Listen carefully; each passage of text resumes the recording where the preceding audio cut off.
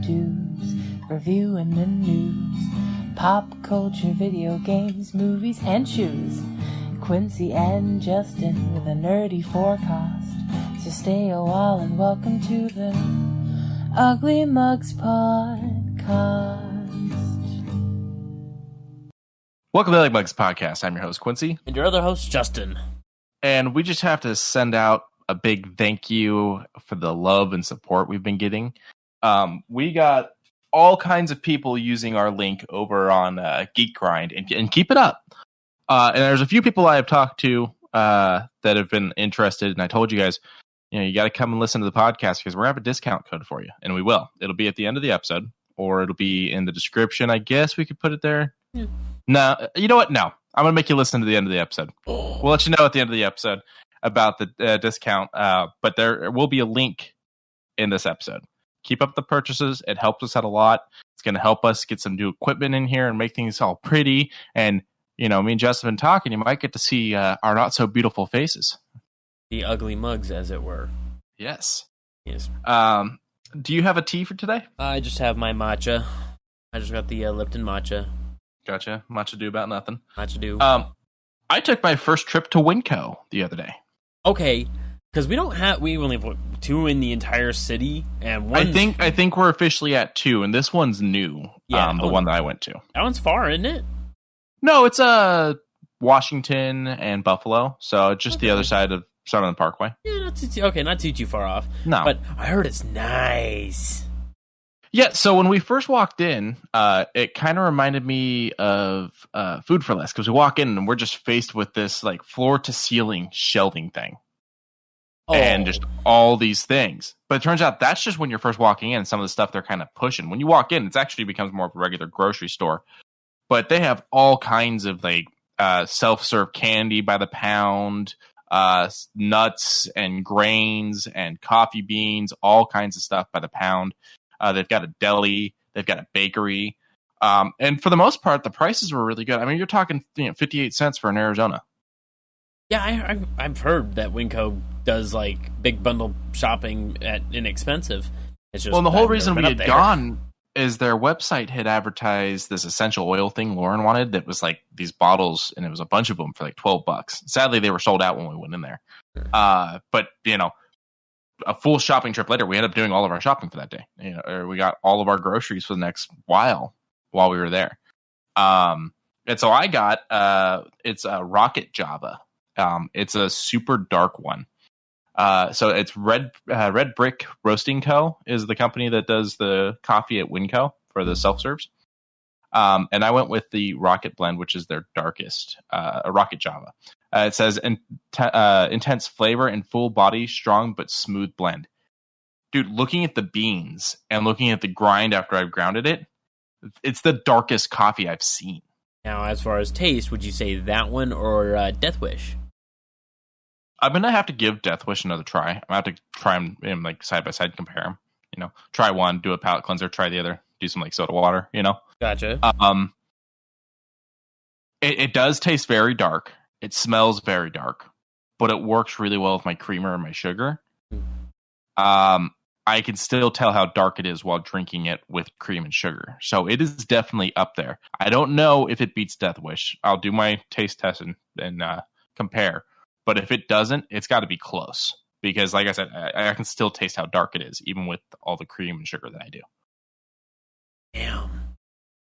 And it was pretty fair priced. I think it was $6 something or $7 something a pound. That's actually not too bad for coffee. Yeah, and I did the whole bean. I didn't grind it or anything. I didn't see the point. I got a grinder here at the house, so. And that's actually really good for the coffee enthusiast. Mm-hmm. And this company, they work directly with Winco, and so there's already a lot of reasons to like Winco there with the whole employee-owned certified thing that they do, the benefits they do for their employees, the way they treat their employees, all that stuff. So you can feel good going and buying this coffee as well. Mm-hmm. Yeah, apparently you can get a lot of stock in Winco if you just work for Winco. Whenever companies do that, it just reminds me, and I want it to work, but it reminds me of, what was it? there was a cartoon. I think it was it was an episode of The Simpsons. It's where when Bart makes the online comic and it's Angry Dad and it's Homer. And a company like wants to buy it, and so they buy it, and they're paying him in stock, and they literally got like a roll of stock on the wall that he just sits there and pulls. And he sits there and just like pulls a huge thing of stock, like it's a thing of toilet paper, just pulling all kinds of stock. That's what I think of whenever people are like, they give you stock. But no, if they're, I don't see the company going anywhere, so their stock's probably worth it. I don't know the numbers on all that, but I'm sure it's something good for the employees. When I worked at Walmart, we had a stock option. It wasn't that they gave you stock, but we had a level of buying power and stuff like that. That was kind of cool. I just never got into it. I was young. I didn't understand stocks, the whole thing. Yeah. I'm looking at a few articles from like old Winco back in 2014. Millionaire Grocery Clerks, the amazing Winco food story. The idea that an employee who received a company contribution of $5,000 worth of stock in 1986 now has stock worth almost $863,000 from 1 year alone. That's insane. Yeah, like it is not franchise owned; it is employee owned, and they really want to say, "Hey, this isn't our store. No, this is your store as much as it is ours." And I like that. I would like to see more Wincos popping up, especially with their values and how they are. Like I'm digging into the meat section of their store, and I'm just like, this looks good. That's the one thing. So we were looking at meat. They had some pretty good prices. We got the biggest Nathan hot dogs I have ever seen. Like their jumbo ones or whatever they are. These things didn't fit in the damn buns. They're so big. Hell yeah. But I was looking at the meat, and some of it looked really good. And I'll be honest, some of it looked a little, like they had these huge logs of ground beef. I didn't like the color. The color to it was off for me, but I haven't tried it. I don't actually know what it's like. I'm basing it off the color. I personally do go a little bit more expensive on my beef. That's one of those things where it's like we'll cut corners on certain things, but whenever I buy steaks and ground beef, I go a little bit more expensive. So for me, it wasn't like, hey, buy it here. But for other people, I could definitely see it being the thing. Like I'm right now looking at their, they I guess do pizzas in store. Yeah. Okay. So they had a bunch of pizzas that were pre-made that you could buy that you just take home and cook, take and bake, just like Walmart does. But then they actually had like a counter where you could go up and order a pizza. Yeah, that's what I'm looking at right now, and it's that was pretty cool. A little tidbit that makes me go, They offer churros and garlic bread. See, I didn't see the churros and the garlic bread. Yeah. I'm sure they're there. I just didn't see them. We didn't really spend too much time at the bakery area. Yeah. We did get some pretty good ham from the deli, though. Ham? Like cold cuts. Yeah. Oh. Now, the other thing was, I'm pretty sure where this one's at, it used to be a Kmart. Yes. It took over an old Kmart. Yes. And you've been into stores where it's like, this used to be a Kmart, or this used to be a Target, or something like that, and you walk in and you can tell it used to be. Yeah, you can't with this Winco. Just like that spooky corner that we have right in front of the Burger King. Yeah, the one with the only thing that's surviving in that parking lot is a Burger King, which they just completely renovated again. I guess that's good. I guess. But yeah, no, walking up to the Winco and actually being inside of it, you cannot tell it used to be a Kmart. It looks nothing like Kmart. Okay. So they actually put some time and some money into like making the store look good too. All right. I definitely want to, hopefully one of these times, head up in that direction, but that's way far for my needs. I'm happy with just going right down the road for Smith's. Yeah, that'll probably be one of those things like me and Lauren are going, or I need something and you tag along type of situation, because it is out of your way. But if they start opening more in the valley, I mean, you got a few prime spots over by you that they could, snatch up. I hope. They could take the spooky corner. They could take the spooky corner. There you go. Take the spooky like, corner. I'm sure that the Winco has exorcism individuals. You need to like douse that place in holy water to make it safe. It's Christ. Insane. Okay, for context, there is a street corner that has been there as long as I have been alive, and it was a Kmart. It was the first Target before it moved kitty corner across the street. And it became, I think before all of that, though, it was a Star Nursery, I want to say. But all of them have just had very random, sporadic ghost stories surrounding them. And then it had basically a strip mall style, where it had a Blockbuster Video that changed to a, what was it, Planet Hollywood? Not Planet Hollywood, what was it called? Hollywood Video? I mean, that would be the other one. So yeah, I believe that was it. It changed. And then on the very end, it was a Payless shoe store before that moved across the street. But apparently, all of those businesses were having very strange happenings. Well, and the weirdest thing is that a lot of the businesses, like you said, the Payless, the Target, things like that, they just moved to like the other corners. They just moved out of that parking lot. It's the same intersection. It's just across the street. Like this sits at the northwest corner. Yeah. And the Target moved to the southeast corner. And the Payless, before Payless fucking went defunct, they moved to the southwest corner. Right. You know, it is just like this weird thing. Like you just moved right across the street. Okay, all right, interesting. Sure, I guess. So I don't know. It's one of those weird things that we all have in our towns, and this is one of Vegas's ones. And the only thing that operates in there is a Burger King, which goes under renovation every couple of years. I swear, it just went under renovations like 2 years ago. I would say, and they just finished. Year. Maybe, yeah. And they just finished renovations again on it like a month ago. Oh, well. They started renovations on it right before all the closures happened, and they continued the construction throughout, considering, that things are closed, and now it's back open, fresh coat of paint, looks completely different. I mean, if it had issues, I'm glad they fixed them.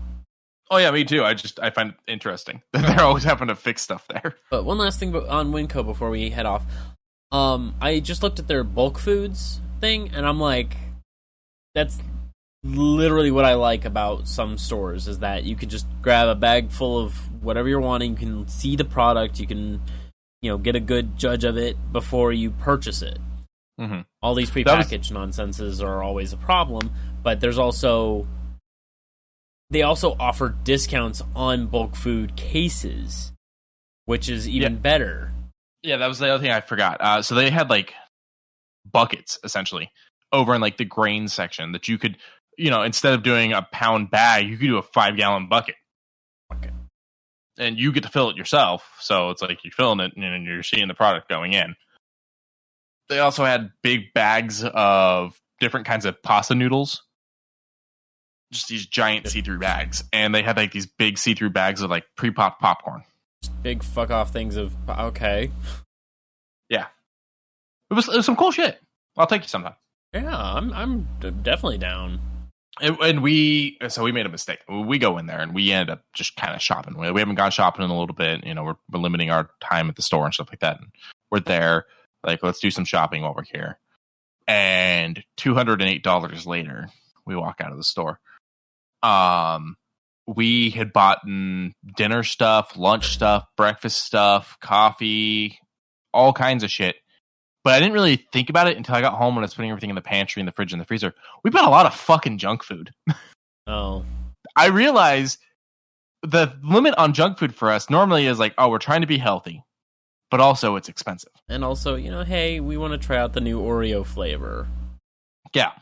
Now we just took the fact that it's, not as expensive now because we're at Winco, and that just kind of amped up our fuck it, let's get it. Like, we got snack packs. Okay, and all right. Lauren's like, what flavor do you want? I'm like, I don't know. And she's like, well, I'm weird. I like the butterscotch one. And she goes, I don't know if you like the butterscotch. I'm like, why does it matter? She goes, well, I don't want to get something you're not going to eat. And I went, I don't get my own? And she goes, well, I guess we could do that. I'm like, babe, they're under $1 for a 4-pack. And then that's when it hit me. I'm like, wait a minute, they're under $1 for a 4-pack. Yeah, wow. I like the s'mores ones. Those ones are my favorite. I think I got the chocolate fudge mixture where it's like the 2 kinds of chocolate in there. Yeah, that's also good. And then she got the butterscotch. It was a junk food bonanza. We got home, and I'm like, oh my god, we're gonna gain so much weight in quarantine because of this. Ah, well, life will go on. Yeah, but on with the news. On with the news. So we'll start with the biggest one, I think. Okay. People, it's everywhere. It is literally all freaking Twitter's talking about. It's official. The Snyder Cut is coming to HBO Max. Stupid. My understanding is that it'll be next year. 2021. Yeah. Do we have a month? I think I saw June. Hang on, let me check my little thingy. The one that I have right in front of me says 2021. I don't have anything else. Yeah, everything I'm having right now is saying 2021. So, he announced this in a very interesting way.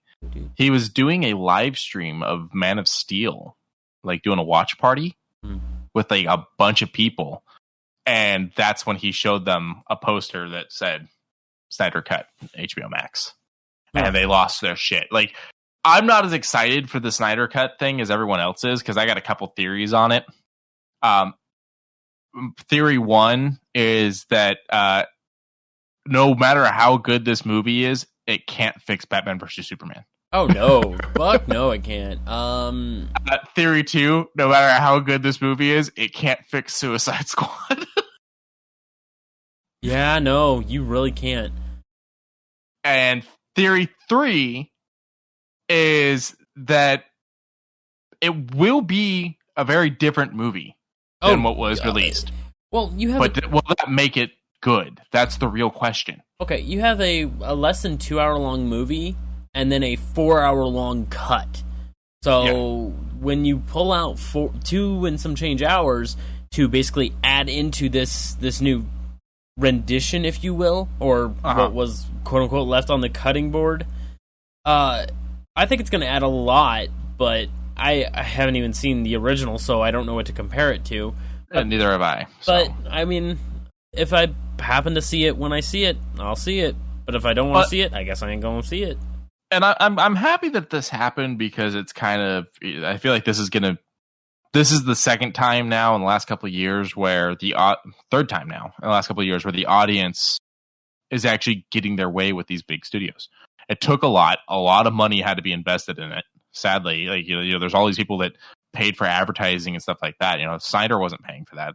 Like people ran GoFundMe's and stuff like that to raise this money to get things put up at frickin' Times Square in New York, to get things put up outside of Comic-Con in San Diego. Like big money was spent on this to get this looked at and everything. And I hope that I really want this to be good, not because I want it to work for Snyder or not because I want it to work for the DCEU. I want it to work for the audience. I want the struggle and the hope that they had put out there to have been worth it. Because I've watched a lot of Snyder movies, and I got to say, I don't like a lot of what he's done. And I'm hoping that the issue is the studio, not him. And I'm hoping that this can show that maybe he's better than what I've given him credit for or something like that. Because personally, I took my issues with Watchmen. I took my issues with Man of Steel. I took a lot of issues with Batman v Superman. Did he do 300? I'm pretty sure he did 300. I didn't have too many issues with 300. 300 was all right. It was all right. But I want this project I want the Snyder Cut to be a legit thing and be worth it. My concern is that it's better. Yeah. My concern is that it's going to come out and we're not going to hear anything from him. And I'm not saying this is going to happen. I'm not saying he's this kind of person. I'm saying this is a fear of mine. So before anyone misquotes me or anything, I'm worried that this could happen. Not that I think he's capable of it or that he would do this. I'm worried that it's going to come out and we're not going to hear a word from him. And it's going to suck. And then he's going to show up and be like, still not my cut. But, I swear to God, if that happens. If they're calling this the Snyder Cut, it's got to be. It's got to be. Why would you want to run yourself back that hard just to be like, nah, it still ain't mine, bro? Yeah, and I'm hoping that that's, just a fear of mine, but we've seen things like that happen before with other people. But this is going to hopefully shine a light on what studios do, because from what we understand, the Fantastic Four movie we got was not the Fantastic Four movie that the director had made. What was his name? He was got did what was it? Chronicle. Fantastic Four. It's probably here we go. Josh Trank. From what we understand, like, he swears the movie that was released is not the movie he made. Now, my argument with that is he was still talking the movie up all the way up until it came out in theaters. And then he saw what they released, and he's like, that's not my movie. I was upset just looking at the trailers, which tells me a lot of what I was upset with was still in his version of the movie. Yeah. You know? Because you got Suzanne Storm and Johnny Storm, who are white and black respectively. And yeah, they talk about that it's an adoption thing in the movie, and I was like, okay. I was like, I feel like you're adding layers there that weren't needed. You could just made them both black, you know, and make it a black family. Now, Michael B. Jordan, I enjoy him. He's interesting. He's probably the most interesting part of that movie. But oh wait, that's it. There is nothing else. What's his name? I can't think of his name. The guy that they had play Mr. Fantastic. I wasn't a big fan of that pick. Miles Teller. Yeah, Miles Teller. Yeah. And Jamie Bell. I don't know anything about him, but when they said he was going to play the Thing, I was like, yeah, that's fine, I guess, because, you know, it's going to be more a voice-based thing. And then I saw what the Thing looked like, and I'm like, this is what you spent millions of dollars on CGI work for? Stupid. Fucking stupid. It doesn't look good. No. Where the hell's the orange? It's supposed to be bright. The Thing is supposed to be bright fucking orange. You know? Kate Mara, the one that played Sue Storm. I think my original issue was I think she was supposed to be playing someone that was like, she's 37, and Michael's supposed to be her brother, and I think that was the issue I took. I was like, that doesn't make any sense, because I'm pretty sure he's way younger than her. But Toby Cabell as he's 33, so they're not nearly as far apart in the age. But Toby Cabell as the good old Von Doom. Not bad. Not the worst. I still prefer oh god. That guy from Nip Tuck? Yes. I don't remember his name, but the guy from Nip Tuck, yes.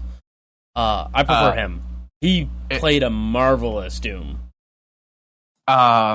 He did play a marvelous Doom. His name is Julian McMahon. Thank you. But Michael Chiklis as the Thing was amazing because it was practical effects and it didn't look bad. He sounded good. He sounded good too. The voice was him. They didn't do anything. No, they didn't. That was something he did himself. I even liked, Chris Evans as Human Torch. I didn't mind Jessica Alba as Sue Storm, and Ian Grufford as Mr. Fantastic. Yeah, I actually thoroughly enjoyed the first movie. First movie, good. Second movie, The second movie was where they dropped the ball. They wanted to do so much and so little. Yeah, I feel like the biggest fuck up in that, because you've got what's his name? He plays the hand monster in Pan's Labyrinth. He plays Abraham in Hellboy.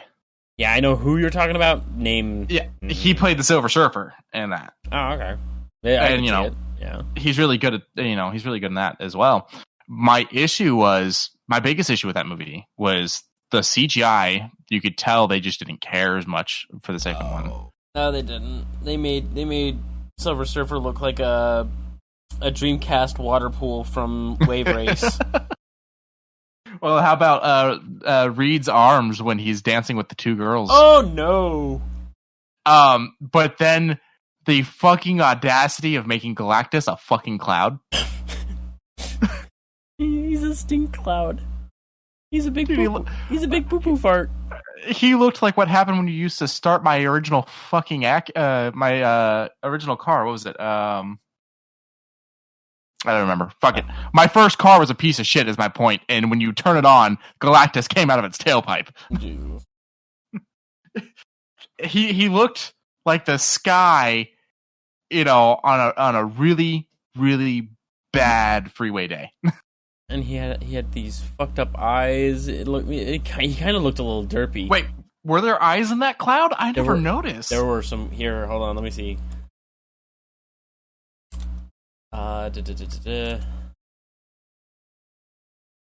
Because I never paid that close attention. I was just too busy cringing away. He had one. If you tried to level out, because his eyes were like these slits, and if you paid attention, one was a little higher than the other, just a little bit.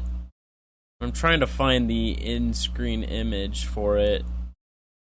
So I'm looking at one of the photos right now of the cloud, and I think I can see it. It's right. He's getting ready to like devour a planet. It's on a what culture article. Yeah, I'll send it over to you.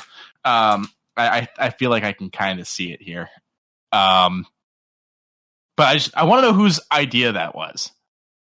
Like, who went, fuck making him the big purple thing. You know what's better? Because you know what happened was someone was going like, oh, we can't do a big purple guy, coming through space. How cheesy will that look? Let's make it a fucking cloud. Because that doesn't look cheesy. Yeah, I tried like zooming in a little bit, but I think it's another scene. I was gonna say, I don't know. It's been so long. I don't own this movie, so I can't even sit down and watch it to figure out. Do you want to though? You know, I every now and then I'll do a bad superhero movie night, and I'll watch things like the Hulk and Spider-Man 3. You know, maybe a little bit of Elektra. We're done. Just really like to torture myself. By the way, I own all 3 of those movies. The one thing I will say that I didn't like, well, I've already said a lot of things I didn't like, but when it came to the remake of Fantastic Four, while the actor may have been good for Victor Von Doom, I fucking hated the way he looked. Oh yeah, I concur. There were some aspects where I was like, okay, this is a reimagining. I could be okay with it, but at the same time, I'm like, how do you outperform something that already looks good? Yeah. That's like taking a Lamborghini and turning it into a Porsche. It just doesn't work. It looks weird. It could perform well, but it'll look weird. I didn't mind Michael B. Jordan's look when he, flamoned. Yeah, like he looked pretty good. But looking at that and looking at him as Killmonger, yeah, holy crap, was he amazing in the MCU? Like, to the point that spoilers for Black Panther 1, spoilers for Black Panther, the first one, because in case someone's listening to this years down the line when 2 is a thing, I was upset that his character died just because I wanted more Michael B. Jordan. I wanted more Killmonger. Like, that was not enough for me. I concur. I concur. Oh, okay. You were silent for a second there. I thought you were still going, but that is. I mean, the other thing that upset me in that was Ulysses. I didn't want to see him go because that was freaking good. Like everybody who's died in the MCU, I didn't want to go. Even Crossbones. Red Skull. Yeah. Like, Red Skull's still technically. Yeah, but it's a different actor now. And we're never going to see it again. So, but did you actually click on the article? Because I just realized the image it gave for the article is not the right image. That's right. But back to the whole Snyder Cut thing. Maybe this will shine a light because there are directors out there that have been like, what they showed you is not what I made. It's not the vision I had. It's not what the actors signed on to make. Things like that. Now, I've seen a couple things. I'm spacing on his name, but the guy that made the reboot for Ghostbusters, the all-female Ghostbusters, says that he's down to do the 3-hour, 40-minute cut of his movie or something like that the studio didn't let him release. And I didn't absolutely hate the Ghostbusters reboot. I felt it could have been better if it wasn't a reboot, if it had been developed as another sequel, like a spin-off. A female team opens up a Ghostbusters franchise type of thing. But my first thought, and maybe I was being a little catty, my first thought when he said, I'm down to release the full version of my movie, was is it at least going to be synced up? Because the original wasn't. Because there's a scene when they're in like full battle mode in Times Square where what's her name? I'm spacing on her name. Main actress in it. She's been like a big deal. She was in The Heat with Sandra Bullock. She's from Gilmore Girls. I know who. Once again, I know who you're talking about. McCarthy. There's a scene where she says something, and her dialogue is completely unsynced from her mouth. Like Sony just did not give a shit about this project. That's never good. Yeah, and it's like this is a millions upon millions of dollars film, and that's what you're doing. Damn. But the other things I talked about where the studios listened to the audience was Sonic. Yeah. Oh yeah, that was. I don't know. Me and you both are kind of like it was something that needed to get done, but at the same time, I think they already had it planned. Like we talked about that for a brief minute, where it was like, I don't know. So my thought process is they actually thought what they released was good, and the instant they got the negative backlash, I think they went, "We fucked up," and started looking at changing it. I think the petitions and stuff like that helped. But I don't think at any point was this a marketing ploy. Like, we'll release a bad version, then release a good version to up. I don't think that's the case because I feel like that's way too risky. Okay, yeah, kind of. I feel halfway between that. What are your thoughts on it? It takes a long time to do graphic design, even at that level, to make it look that good. The fact that it only took them a little under 6 months to get it to where it was before the date, that just has me, like giving it a very odd side eye. Not in a negative way, of course, but in a way that this was a publicity stunt to get people to lean in and, hey, did you really want it? Oh, you did? Okay. Well, here, it's already pretty much out the door. And then hearing, the creative director had to talk to a few of the developers of video games to make sure that, they had it right. And I was like, the developers of the games don't really care about him talking or him having an interaction with a human. Because the last time we had human interactions, we either had Sonic Underground or Sonic 2006, which was... Well, there was one of the art developers, art directors, something like that, from one of the games did help them, and he says that the final design, he was still a little weirded out on it, but his gripes were just being like little things now. And he goes, it's just that I've spent my entire life of seeing Sonic's eyeballs connecting, That too. At the corner, and these don't connect, but other than that, he was happy with the design. But now here's the thing. They announced back in May, I pulled it up. So back in May of 2019 is when they announced they were going to redo the designs. The movie came out in February. Right, well, okay, finalization, I should reiterate. I don't count post-production. Because post-production is just cleaning up. That's not putting in a character.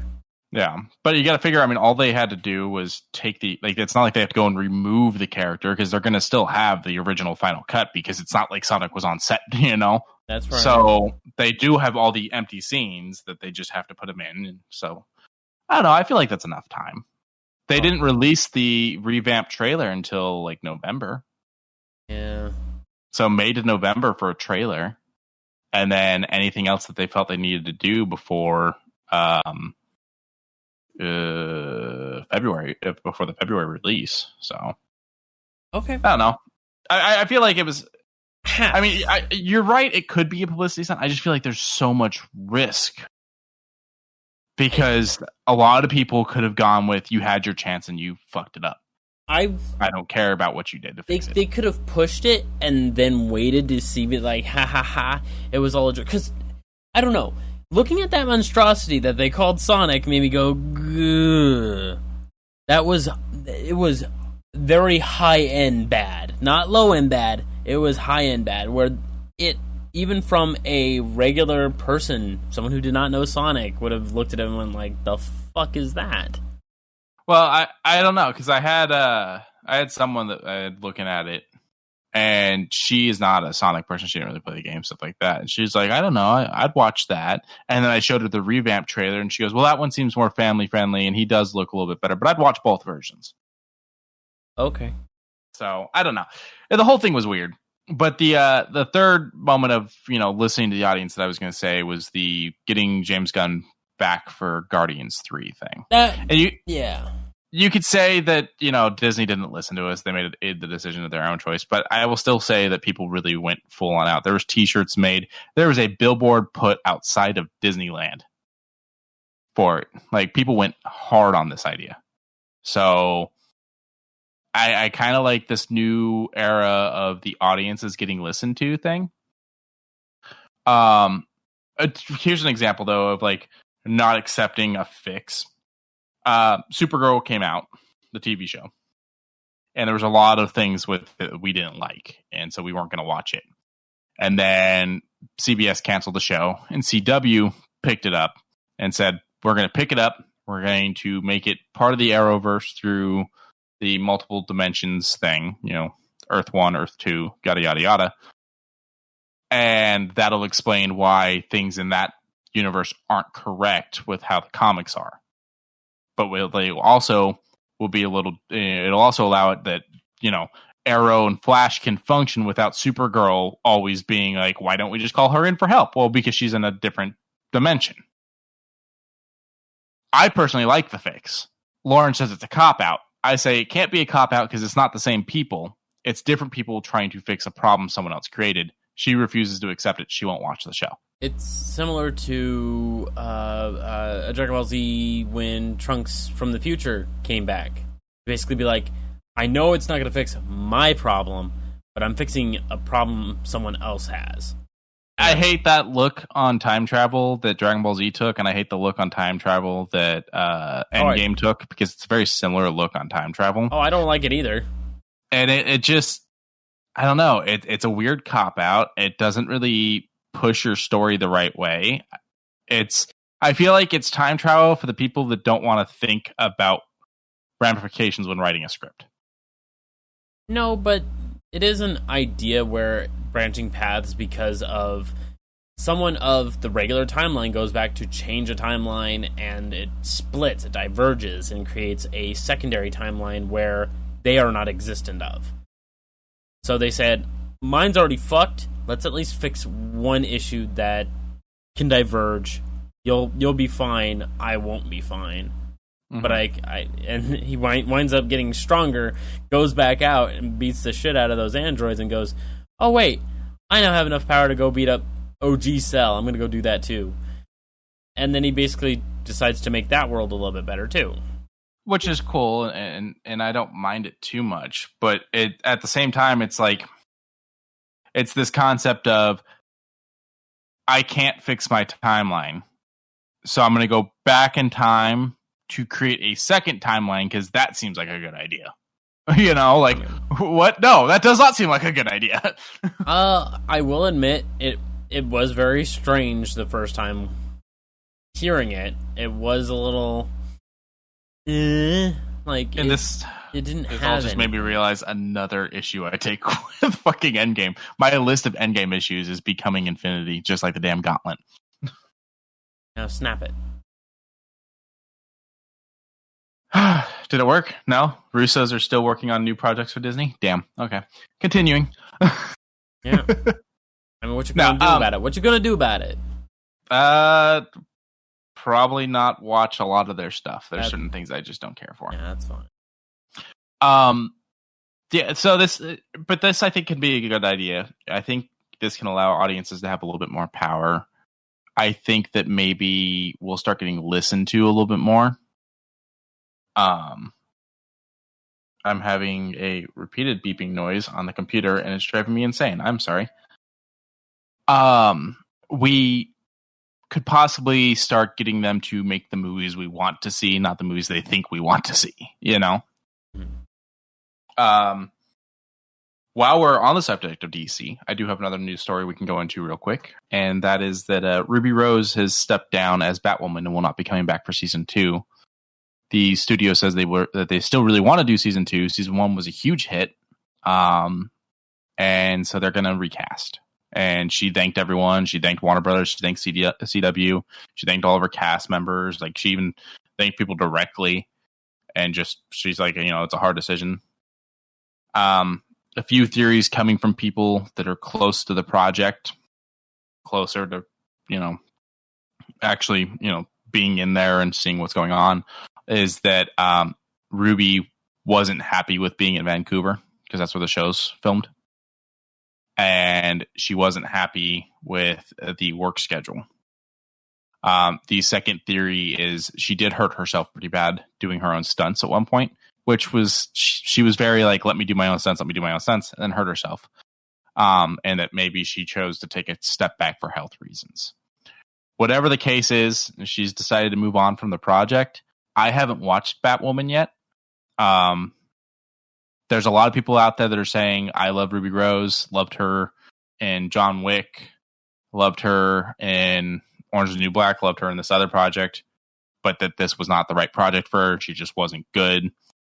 I see a lot of people are like, she was okay, but I don't think she was right. And then there's other people that are actually really upset to see her go. And there's the people that just, are normal internet trash, just angry, just in general. Me personally, when they announced that she was going to be her, I was a little worried, just because I hadn't seen Ruby blow me away as an actress yet. You think she could have done it here? I was hoping that if she was going to, this would have been the spot. I haven't watched it yet, so I don't know if this is. I'm not saying I don't want to see more from Ruby, because I do. I kind of hope that her character somehow survived the end of John Wick 2, but just from the beginning, I was very like, ooh, this is a big thing for an actress I haven't seen do anything this big yet. Hopefully this will be the one where she proves she can do things this big. And now she's left the project, so I don't know how to feel. I will continue to watch the Arrow universe. I really like the Arrow universe. I will check out Batwoman when I get caught up, and I will watch all that. But I can't actually say how I feel on her departure yet. That's what I have to say on that. Okay. And you haven't watched like any of the Arrow universe, so I know you have like no opinion on this. Me and DC have not gotten along. I've read a few things that you showed me, but I've never had a reason to go out of my way. Lately, I've been watching nothing but fucking DuckTales, and I'm loving that story more than anything. Oh, hey, wait a minute, that's Disney. Disney writes good stories, even for their cartoons. Yeah, I understand your issues with DC. I definitely go more Marvel ahead of my DC, but the I saw Arrowverse Suicide has Squad done in something amazing. fucking theaters. You broke up bad. I hope that sounded better on the recording. Would you say? I said I saw Suicide Squad in theaters, and no, and on the recording, I come out. And that's the great thing about the Arrowverse is Suicide Squad ain't connected to anything. They have their own Deadshot. They have their own Deathstroke, which are a million times better. They have their own Captain Boomerang. So I can't. I can't. I've got other things I'd rather watch right now that are interesting. And I understand that. They did just start a new CW show. It's Stargirl. Lee is a big part of it. He's big in the comics industry for writing and whatnot. And now he's getting to be part of the show, which is like working on the show, which is great. It debuted at the second highest premiere for the CW for the 2020 season. So hopefully good things there. All right. Where do you want to move from this? I have a couple gaming news. I have but I have more movie news this week. I got a lot. And then of game. You have a lot of gaming news? I got a lot of the gaming news. Let's go ahead and hit your gaming news because you have way more than me, and we can just kind of pepper my little ones in there. Okie dokie. So, Amazon. We know what Amazon is, right? It's a rainforest. Wait, no. It's a race of warrior women. Wait, no. Yes. It's a packaging company or like a shipping company or something like that, right? Something like that. They apparently have a studio. Now, the original idea was they were going to do a few, like, Humble Bundle original style games where they were going to be, like, lighthearted or, very homely games, very family friendly. This one kind of flew under my radar until today. Crucible, a team-based PvP shooter, is now live on Steam. free to play. Go get it right now if you want. 10 characters, all unique abilities. It is a 5v5. You destroy middle objectives. 4v4 or 8v8. I'm sorry. And I don't know. It already looks good. I've just finished downloading it not too long ago. I'll give it a shot, but it's more along the lines of I didn't know this was coming out. Neither did I, and I think one of the issues is every time I hear the word Crucible, I think Destiny. Same. And so if this was mentioned, I just went, whatever, because I don't really play Crucible on Destiny. No, I only ever played Crucible when my friends forced me to. And it was funny because I did play, and I may have already told the story on the podcast, but I did play Crucible with my friend James a little bit. And we get in there, and I was very upset about it. And then immediately I start just killing the fuck out of people. We were doing, I don't know what they call it, hardpoint capture, whatever their version of the three Alpha, Bravo, Charlie that you have to try to take them over and keep them. I call it domination. Domination. Yeah, I'm not sure what their variation of it is called. But I'm killing people. I'm taking over spots. And he's like, wow, look at you go. See, and you were upset about this. You're good. I'm like, I didn't say I wasn't good. I said I didn't enjoy it. And that's my issue with Crucible. I'm decent at it. I played a lot of Call of Duty. I'm not the kind of person that could go in and do like a competition and win and whatnot. I'm not that good. But I'm good enough to hold my own and enjoy things, kind of. I spent so many years playing those kinds of games, I'm burnt out on them now. And so when I play Destiny, I don't play it to play Crucible. I play it to play Destiny. I'm kind of in the same boat where I was like, yeah, I used to really rock house when Modern Warfare 2 came about. I was one of the ones who was doing all those fucking 360 no scopes, all the weird shit that was in montage videos, and I tried out for FaZe, and I was doing shit like that. But then fast forward, God, I hate to say it, but 10 years later, here we are with new graphics, old games getting remastered, and I look at it all and I'm like, I can't do it again. I'm too old, or I've lost that touch. It's not even that I've lost the touch or that I'm too old. I don't enjoy it anymore. That, and I don't like a 12-year-old yelling at me about how he's gonna fuck my mom and how much of a bitch I am. That, and it's just a toxic environment in general. I mean, we've all heard the stories about people being swatted and whatnot, Yeah. And I don't like it, Like, I even get irritated playing Red Dead Redemption 2 sometimes because of the people online, and same thing with GTA Online and stuff like that. I've been playing a lot of Red Dead 2 lately because I'm doing like the dailies and stuff like that. And last night I had a guy. My camp is literally on the riverbank. I just used Deadeye. I took out 5 ducks. I'm going to go and collect the ducks. I'm doing the trader thing, so I could really use the ducks right now because they're simple. I can literally just run them all right back to my camp. None of them are floating away in the river. I start crossing the river. He shoots me in the head, kills me. Never even knew he was there. And I'm like, I wasn't doing anything to this guy. I come back to life. He kills me again. He is now just repeatedly killing me just for the hell of it. And I'm beyond frustrated. So I turn around and I repeatedly kill him like 3 or 4 times in a fucking row. Because he was killing me because I wasn't trying, that's not why I played the game. I killed him a crap ton and then I moved on with what I was doing. And there's another guy the other day. I fucked up a bounty. The guy ran away. I lost him. I'm riding off on my horse and the guy is kind of like tagging along. He's not messaging me. He's not doing any emojis, but he's kind of emotions or anything, but he's kind of following me. And then he lets one shot go off into my back, and I turn around and I fill him with like 6 shots from my revolver, and I kill him. Don't touch me. Pretty much. I'm like, why'd you shoot me? You're dead now. Why did you do that? Why did you go and get yourself killed? You were my friend. I had a bounty that I was hunting the other day, and right as I get the bounty, someone rides up and drops a stick of dynamite, blows me and the bounty up, kills me, kills the bounty. People... It's the hostility and things like that I don't get, and I don't enjoy these games, and it's why I don't play these things. I might grab Red Dead too. Because I've been hearing a lot of good things, and I don't know. I feel like I need something new in my life. The story is a lot of fun. I haven't even finished the story. It's a lot of fun. A lot of little side things. A lot of little hidden things. There's some creepy things. There's a couple that you'll meet in a cabin that's a little creepy. And I say couple because that's how they come across until you find out they're brother and sister. But they still seem like a couple to me. The game's a lot of fun. Online is enjoyable. I don't play online by myself too often. It's more enjoyable with friends. But I get on daily to do my dailies because you get gold, which is the currency that you can buy the really nice things with or buy certain things with only with gold.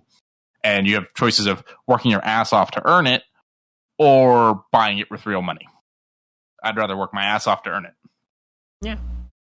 So it's an enjoyable game. Just sometimes the community can be toxic. Oh, most communities can be kind of toxic. Look at the Fortnite community, look at the PUBG community, and I bet you anything this new Call of Duty, was it Warzone or whatever it's called? Oh, yeah. I bet you they get pretty toxic too. They get pretty lit. But, League still has their toxicity. I was playing Earth and ultra rapid fire game mode where cooldowns are minimal. You have an infinite mana and you just go. You just launch everything. And I was having fun with it up until the point where our mid lane just started feeding out his ass and just started giving up kills. Like your Karthus, you can literally walk away from any engage, and he wasn't even up against an assassin. And I started seeing myself getting like super bitter at him, and I was like, oh no, I should not be getting angry at someone who's just bad at a video game. That's not me anymore. I can't do that. Yeah. Well, and it's like, depending on the game I play, like, if I play Mortal Kombat or any fighting game, and I'm getting my ass kicked by someone that's really good, it's frustrating. But at the same time, it's like, fuck, they're good. I asked for this.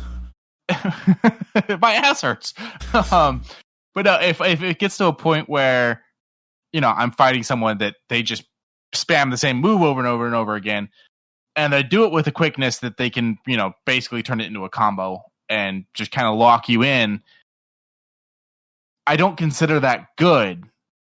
I consider that complete bullshit, and I get really pissed, and that's when I have to stop, and I have to be like, no, I can't do this. I can't sit here and scream at my fucking TV. I have to be better than my job. And I actually had a moment the other day. I was playing against the computer. I wasn't against the game. I wasn't even playing against someone online, and the game started spamming a move. But I was like, "What the fuck is this shit?"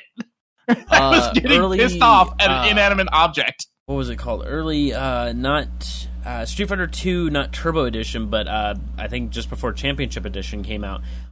Ryu and Ken, which is if you were at a certain distance away from them or further, they would just keep spamming their Hadouken to keep you zoned out because their AI was just quote unquote that good.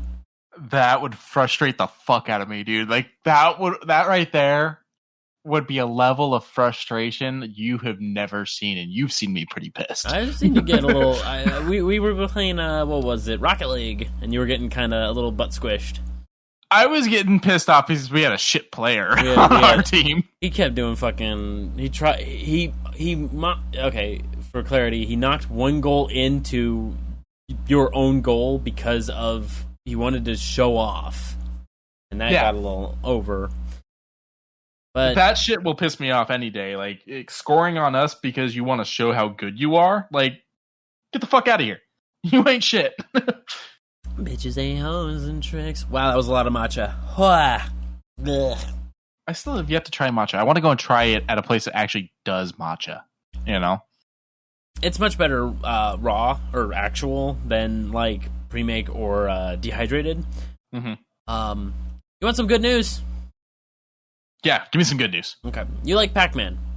I fucking love Pac-Man. For $1, you can get Pac-Man 256 on Steam.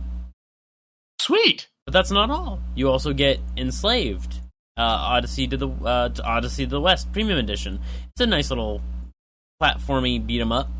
And also I was Get about Even. to say that's a really weird sounding Pac-Man. Yeah, it's a weird sounding Pac-Man. And Get Even, which is like a psychological horror breakdown kind of thing. All right. Okay. Cool That's shit. for $1. And guess what? Humble Bundle. So that means that it's going to charity.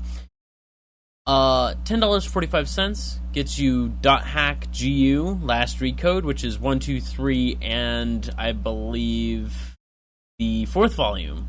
So it's all 4 of the .hack GU titles, which I highly recommend.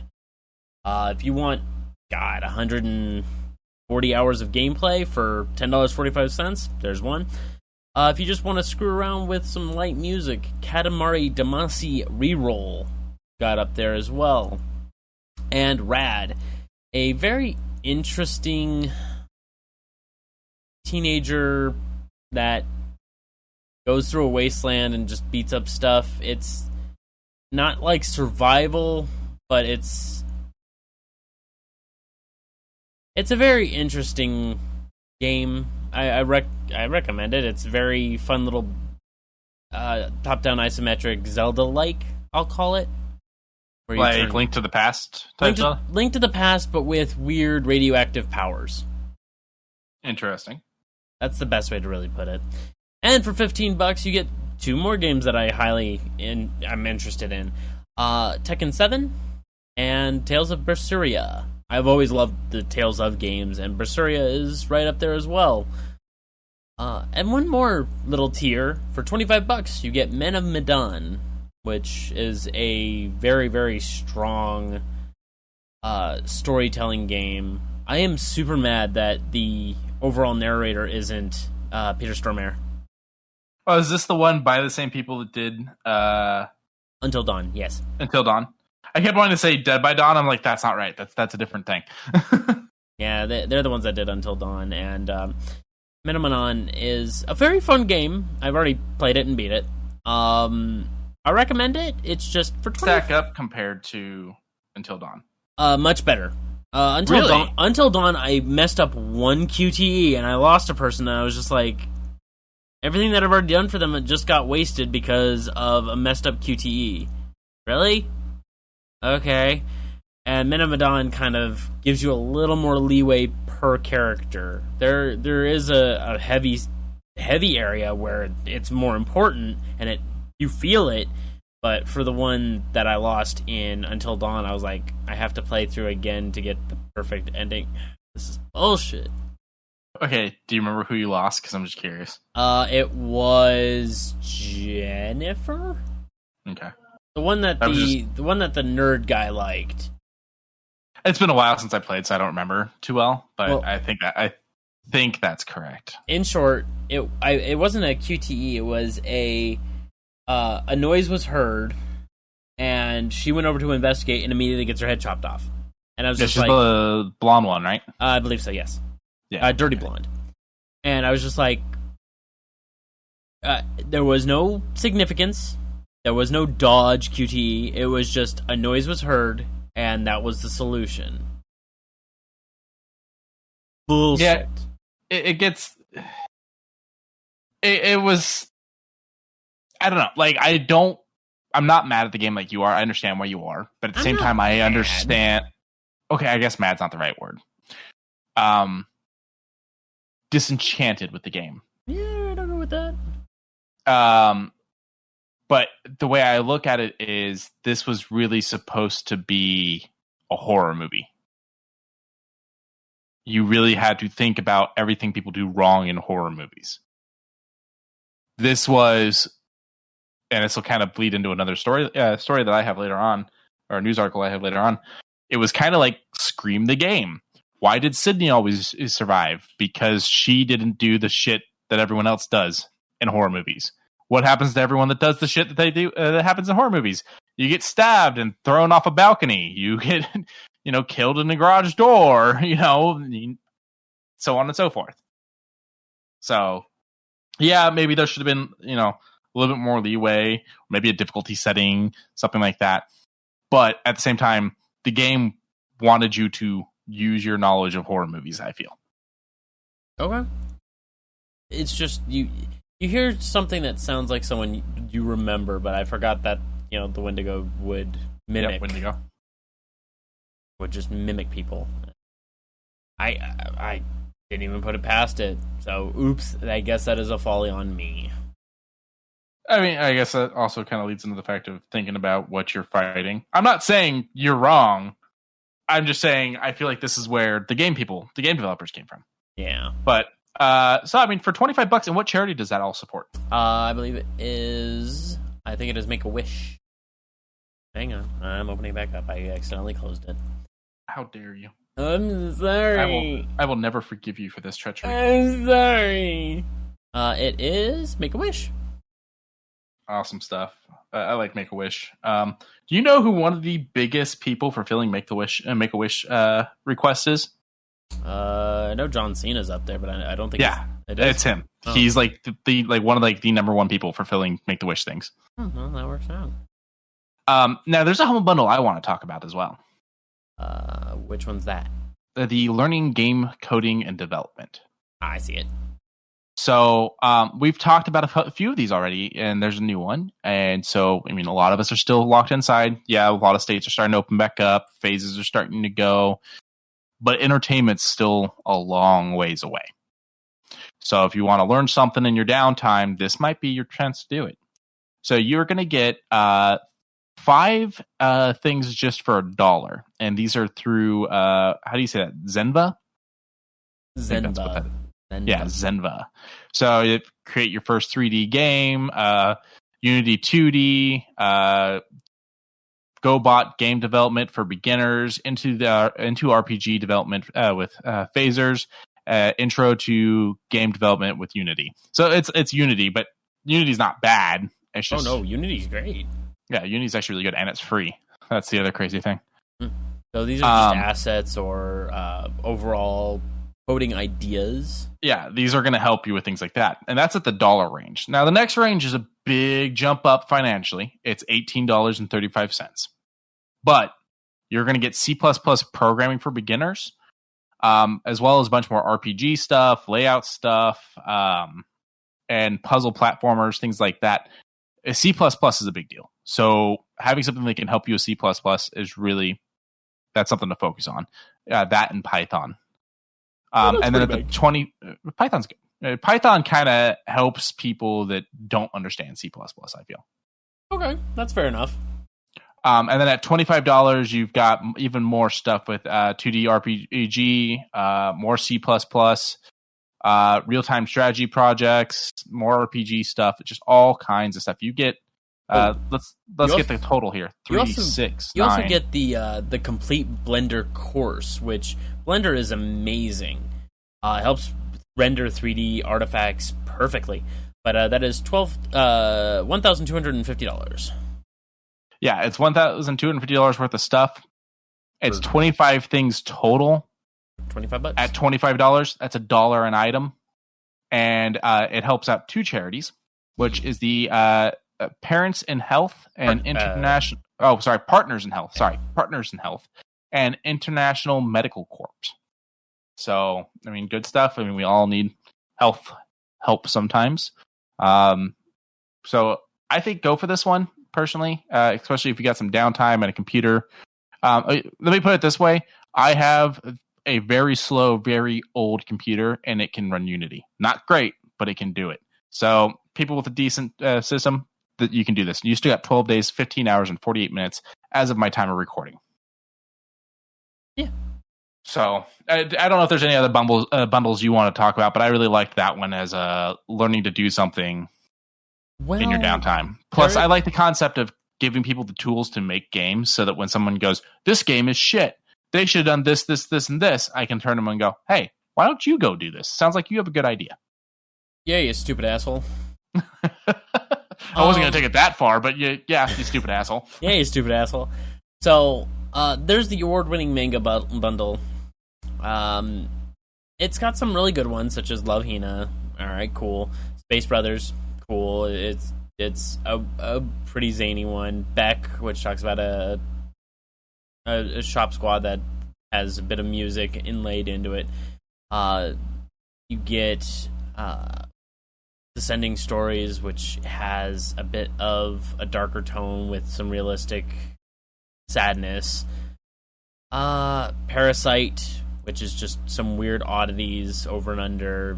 Basically, they get teeth in their hands that allow them to eat in specific ways. Interesting.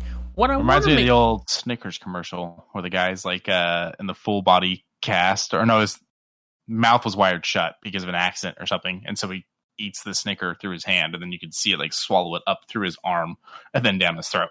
That's fucking weird, and I've never seen that commercial. You've never seen that commercial? I was like, early 2000s, but yeah, it was a fucked up Snickers commercial. But for $15, you get one of my favorite stories, Your Lie in April. Oh, you gonna cry? I'm not gonna cry. I did not cry when I saw the anime. I will not cry probably reading the manga. Okay. But that's for $15. You get a whole lot of just reading material. And then $18 you get the continuation, issues 3 through 5, and then at $20 you get 6 through 11. And Love Hina, Space Brothers, Parasite, it continuously, they give you a lot. I also see Beck in here, which I've heard good things about, but I've never actually read.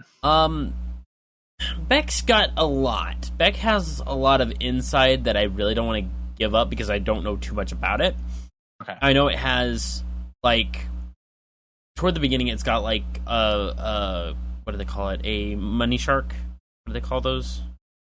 Loan shark. That's it. They have, like, a little bit of a loan shark liar type of thing. And then it makes a lot of references to, like, Jimi Hendrix, Tupac Shakur.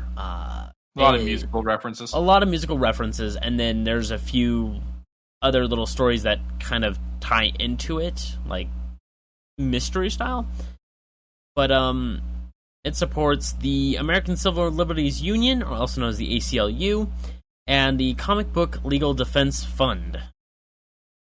I don't know anything about them, which is surprising considering how much I know about useless comic book information. Maybe because this doesn't seem useless, and that's why I don't know it. Yeah, it's just basically First Amendment rights when making comic books. It's gotcha. Freedom of speech and over-under, which is kind of nice. And I mean, they can be a good platform for that kind of stuff, so I get that. I like that. And I didn't realize there's another bundle in here that I want to talk about when you're done. Hamburger? Yeah, I didn't see it before, and now I feel like after what I said about the last bundle I talked, I have to. But finish what you're saying. I assume it's the Python one. That it is. Okay. But all of these I recommend. The only one that I would be like less lenient to read is probably Love Hina. I'm not a fan of Love Hina. What is Love Hina about? It's a slice of life that follows a slacker kid, and he kind of gets into a mix of an all-girls dormitory, and he's just, oh no, what crazy things is he gonna get into? Gotcha. Which reminds me, we started watching Food Wars. Oh. It is really good, but I was not prepared. There's some pretty strong fan service moments. Oh yeah, there is. That's good food. And one that I was not prepared for at all when someone eats bad food in the first episode. I don't remember. I remember the clothing explosion. Yeah, and normally something's going on with them after the clothing explosion involving the food. Well, when they eat bad food, it's basically the opposite. Clothing explosion with bad things happening involving the food. The bad food just happened to be squid tentacles covered in peanut butter. That's right. That's right. Lauren wanted to watch the anime, and so this is all happening, and I just like turned my head to her slowly, and she goes, "I didn't know." There's a lot of animes that are like that, where it's really good. The trailer looks good, but then you get into the nitty gritty of it, and you're just like, "Wait, what is all this?" And even still, like, those scenes are, that scene, only happened once, and they brought it back. Like they mentioned it again, I think season 2. But it caught me off guard, and I wasn't prepared. And it was funny because I was talking to a friend of mine about it, and he's like, "Yeah, I've been meaning to start that one, but I like robots and fighting and blood and gore." He goes, My girl's not into anime also, so I have to be, it's kind of like a me time thing. But my son likes it. And I'm like, oh, that's awesome. I was like, well, 2 against 1 and you're raising him right. But then I'm thinking to myself, I'm like, I really hope he understands what I'm saying is wrong with this, because I don't need him having his son, who's like, I think 5, sitting down to watch Food Wars with him. I mean, this is not bad to start him early, I guess. Give him the understanding of what fan service is. It's censored. Yeah, it's censored. Barely, but it's censored. But yeah, go ahead with the Python, man. Hit that Python. Yeah, so actually I'd mentioned Python, which is good for people that don't know C++ and whatnot like that. There's a Humble Bundle for it. So at $1, you're going to get 4 books, which are all in the 23 and up range, as high as 31.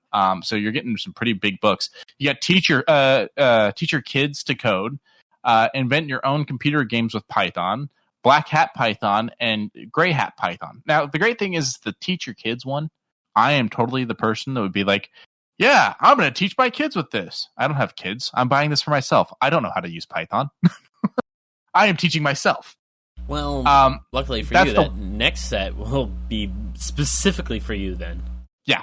That's the $1 mark. The $8 mark, you're going to get 5 more. And then at the $15 mark, you get another 5.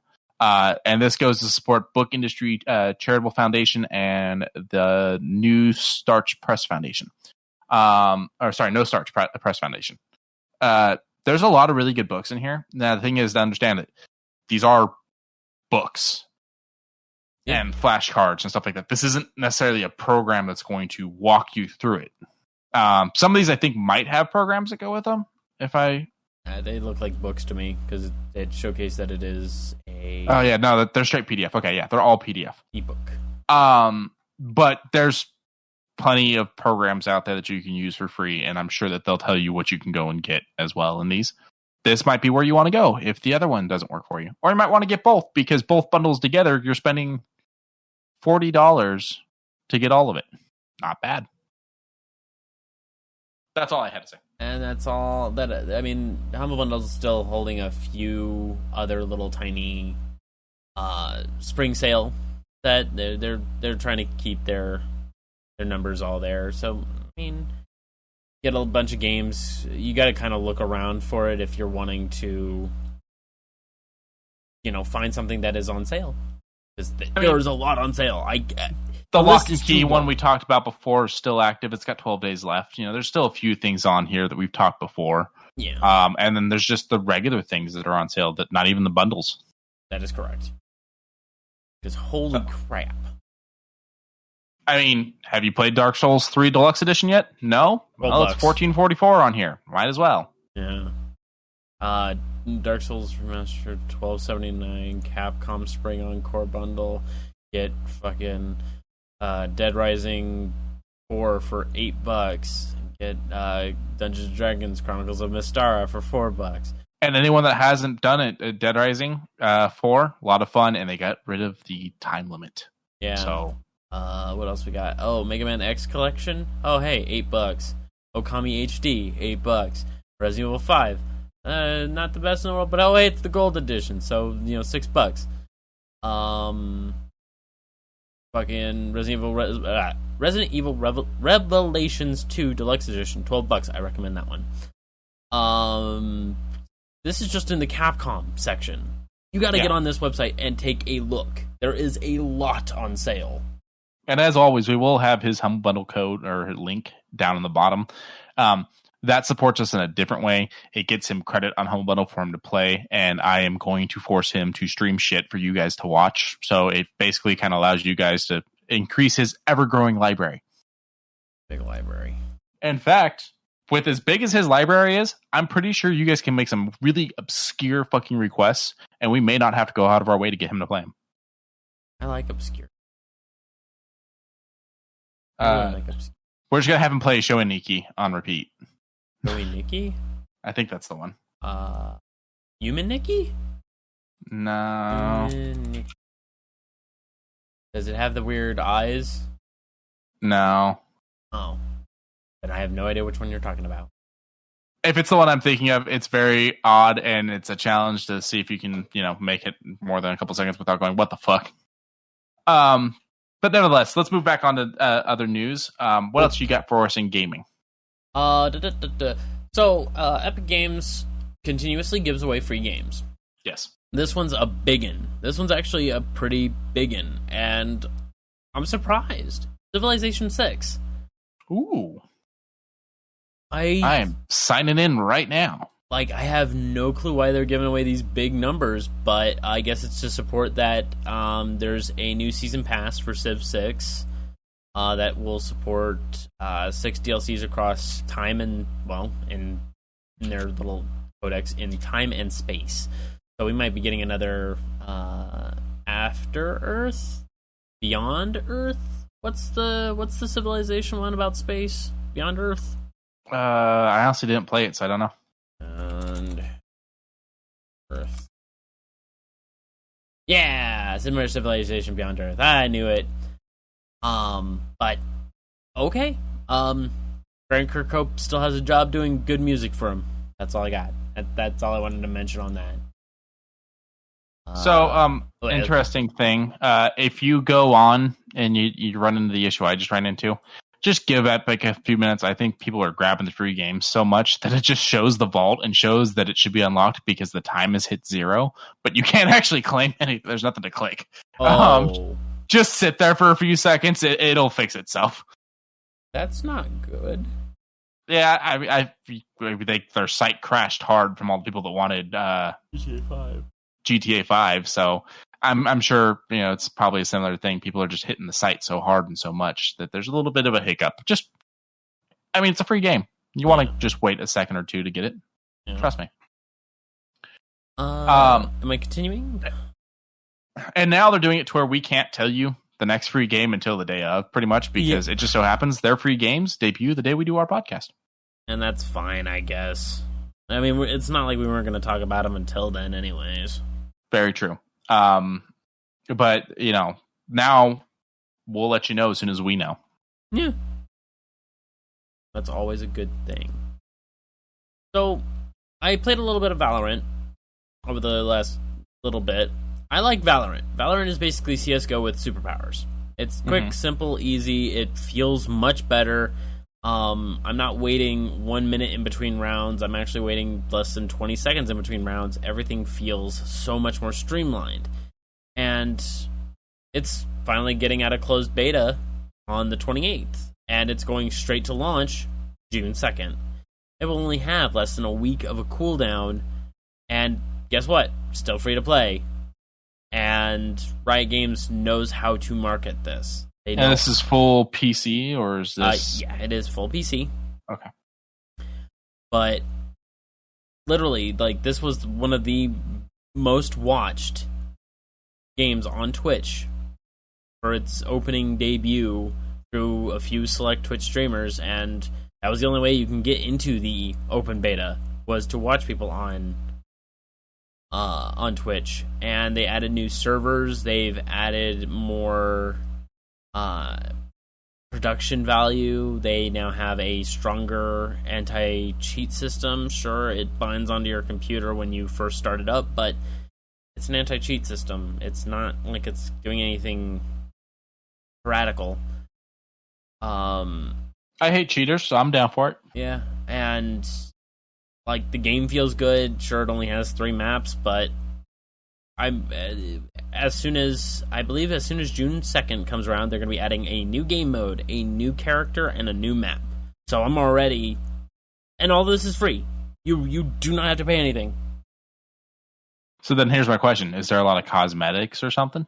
There's a few bits of cosmetics. They still have to make their money. I was just curious where the money aspect was. Yeah, that's what Riot does. They make skins that make me go, ooh, and that's where most of the money kind of pours from in general. Which is fine, because it's no one's forcing you to buy those things. You're choosing to buy those things. Yeah, and they give you no tech... Well, there is a bit of a conspiracy theory for League of Legends Blitzcrank. How regular Blitzcrank has a certain dynamic range of his grab. He has an extendo hand that grabs onto an enemy and pulls them in. There's a bit of a controversy that they think that Blitzcrank, one of his skins, goes a little bit further. But if that is the case, I highly doubt it was a ploy to make money and more of an oversight in coding. I think so too, but at the same time, I ran it. I opened up the game. I did a what do they call it? A practice tool. I didn't see anything about it, but yeah, people. There's always conspiracies like that when it comes to these kinds of things. So, the other conspiracy was, Darius dunks faster in Dunkmaster skin. I was like, nah, I don't think so. I mean, it would make sense though with the name. Oh yeah. God, I think you would really like the Dunkmaster skin, even though you don't like basketball. I mean, I don't hate basketball. I just don't watch the NBA. Yeah. Other than that, on Valorant, I'm excited for the full release, and now that everybody's going to be playing it, that means more people are going to be into it. Hopefully, it gets a big fan base just like League. I'm sure it will. Riot's worked out a formula that seems to be going well. Yeah. Now, we've been talking about a lot of expos that aren't happening, a lot of conventions that aren't happening. I've got one that is happening, kind of. In fact, it's a new thing that they've kind of thrown together. When you showed me this, I got so happy. So 14 game publishers have announced their own event called NewGamePlus Expo. That's cute name. It is. It'll happen June 23rd at 8 a.m. Pacific time with dozens of new reveals on Twitch. So we got Sega, we got SNK, we got WayForward, we got Arc System Works, we got one I can't say. Do you know how to say that? Koei Tecmo. Okay, thank you. We got Natsume, we got NT Creates, we got Gung Ho, we got Indie Factory, we got NIS, we got Play ISM. Playism. Yeah, you're right. Okay. Spike Shunsoft. Mm-hmm. And then what are these last two? Actil and Axis. Actil and Axis. So it's all these companies coming together. I don't know a lot of these, and then of course everyone knows Sega. I know the vast majority of these. So Sega, SNK, two big names right there. Sega, of course, with Sonic, all that. SNK with like King of Fighters and Metal Slug, all that. Arc System Works with Guilty Gear, BlazBlue, mostly fighting games. Koei Tecmo with a little bit of help into... Oh, man. I'm trying to remember what... Oh, man, I'm losing my cards here. Oh, that's going to bum me out. Gotta look it up real quick. Oh, that's it. He doesn't know this stuff. I need a new host. Who's going to help me? Nio. That was the game I was trying to find out. Nio, Dead or Alive, Dynasty Warriors, those types of games. So they're all making games I've heard of. I just didn't realize the names of the companies. Correct. NIS with like Disgaea and other long JRPGs. And Gung Ho. Gung Ho is an interesting one because it's my phone game. So I mean, I'm not taken away from them. I fucking love Puzzles and Dragons. It's one of my favorite mobile games. It's my time killer. I'm just confused why it's there. Like I'm happy to see it, but it's confusing. They've got to have an announcement, I guess. Yeah, and then WayForward, which brings back a lot of old games to newer consoles. They helped out with a lot of different things. So, if you want more information on this, they actually have a website, ngpx.games. Or just the, I think that's on Twitter too, yeah? Yeah, I think so. They've got a Twitter page. It's just at New Games Plus Expo. Mm. So go ahead. Did you pull up the games for...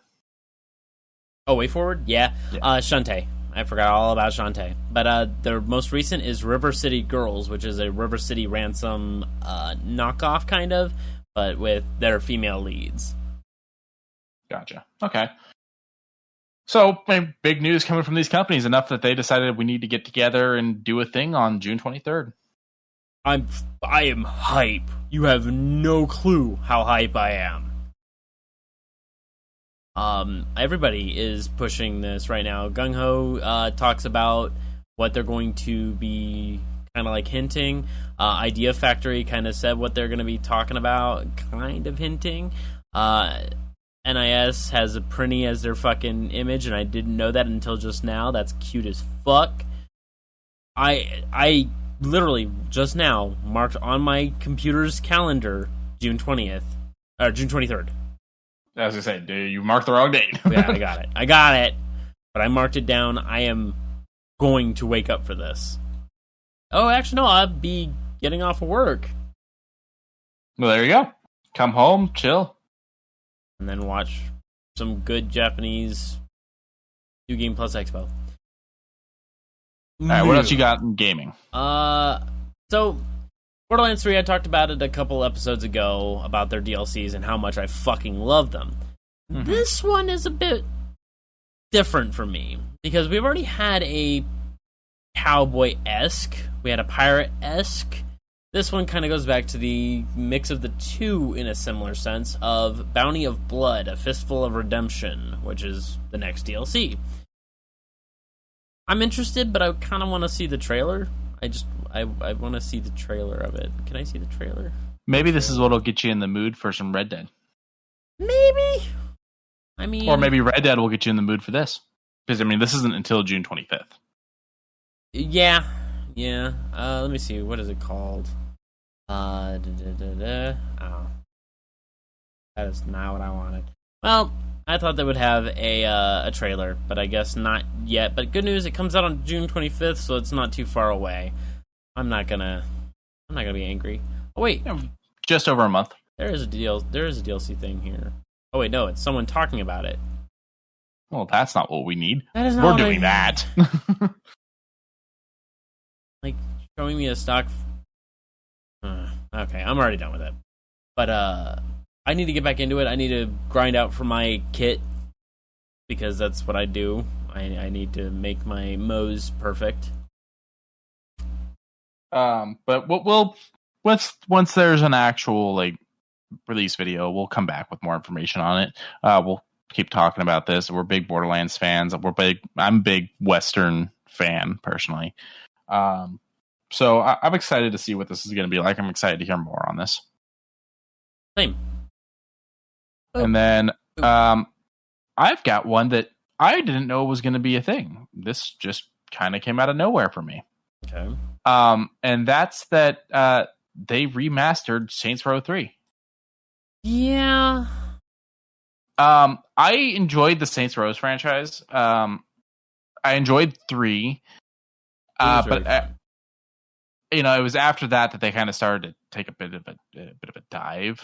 So when this whole remastered being a thing, I'm pretty hyped. I don't know that I'm gonna rush out to buy it. Considering I still own it. I don't know what we're looking at as a price range on this, but I can guess that it'll probably be in the 60 range because they're gonna want full price because it's a full game. But they dropped an announcement trailer. It's about a minute and a half long. Deep Silver's still connected to this. I mean, they did sell off some of their stuff, but Saints Row they kept. They've just kind of taken it in a new direction with Agents of Mayhem. Mm. And they do a lot of side-by-side comparisons of the originals and the remaster. You can see the differences. It's going to work on 4K. They've added a lot more color, detail to billboards and stuff like that around the world. I don't know that there's anything else to it other than it being remastered, though. It adds more people out in the streets. It's basically, with the up-rendering, means more allowability to add more people, more craziness, more zaniness. Which is great. I would have liked a couple new guns and stuff like that, but all right. So it comes out tomorrow, I think. No, wait. So sorry, my bad. My brain broke. June, not May. 22nd. I saw the 22nd and I got excited. Oh, so it'll come out next month, not tomorrow. Okay. It's Xbox One, PlayStation 4, and Epic Game Store. You. So, PC users, you can get it. You just can't get it through Steam. $40. $40? $40. Okay, that's much more of an agreeable price.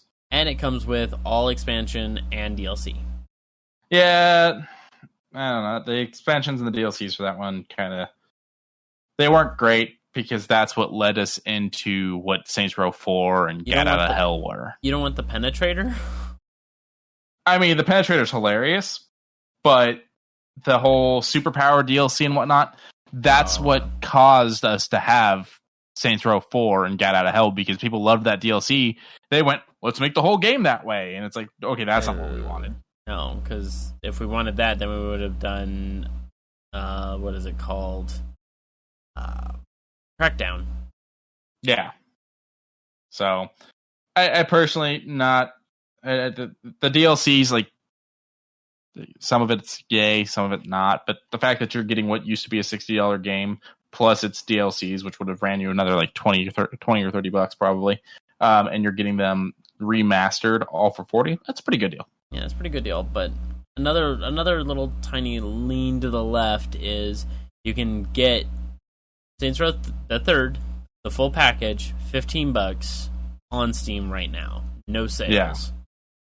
So I mean, sure, you're not getting that nice 4K resolution, but you're still getting it in 1080. Yeah. And for people like me that don't have a 4K TV, the remastered still looks crisp, damn it.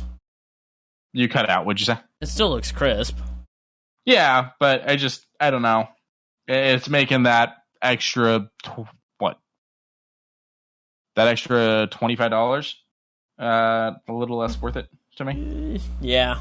So I think that's all I got for... Oh, I got one more gaming news, and then that'll be it for me on gaming. So what else you got? Nothing else on gaming. Okay. Ubisoft is suing Apple and Google.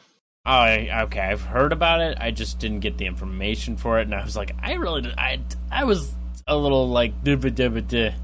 So they came out with they're saying the first CQB FPS on mobile. It's called Area F2.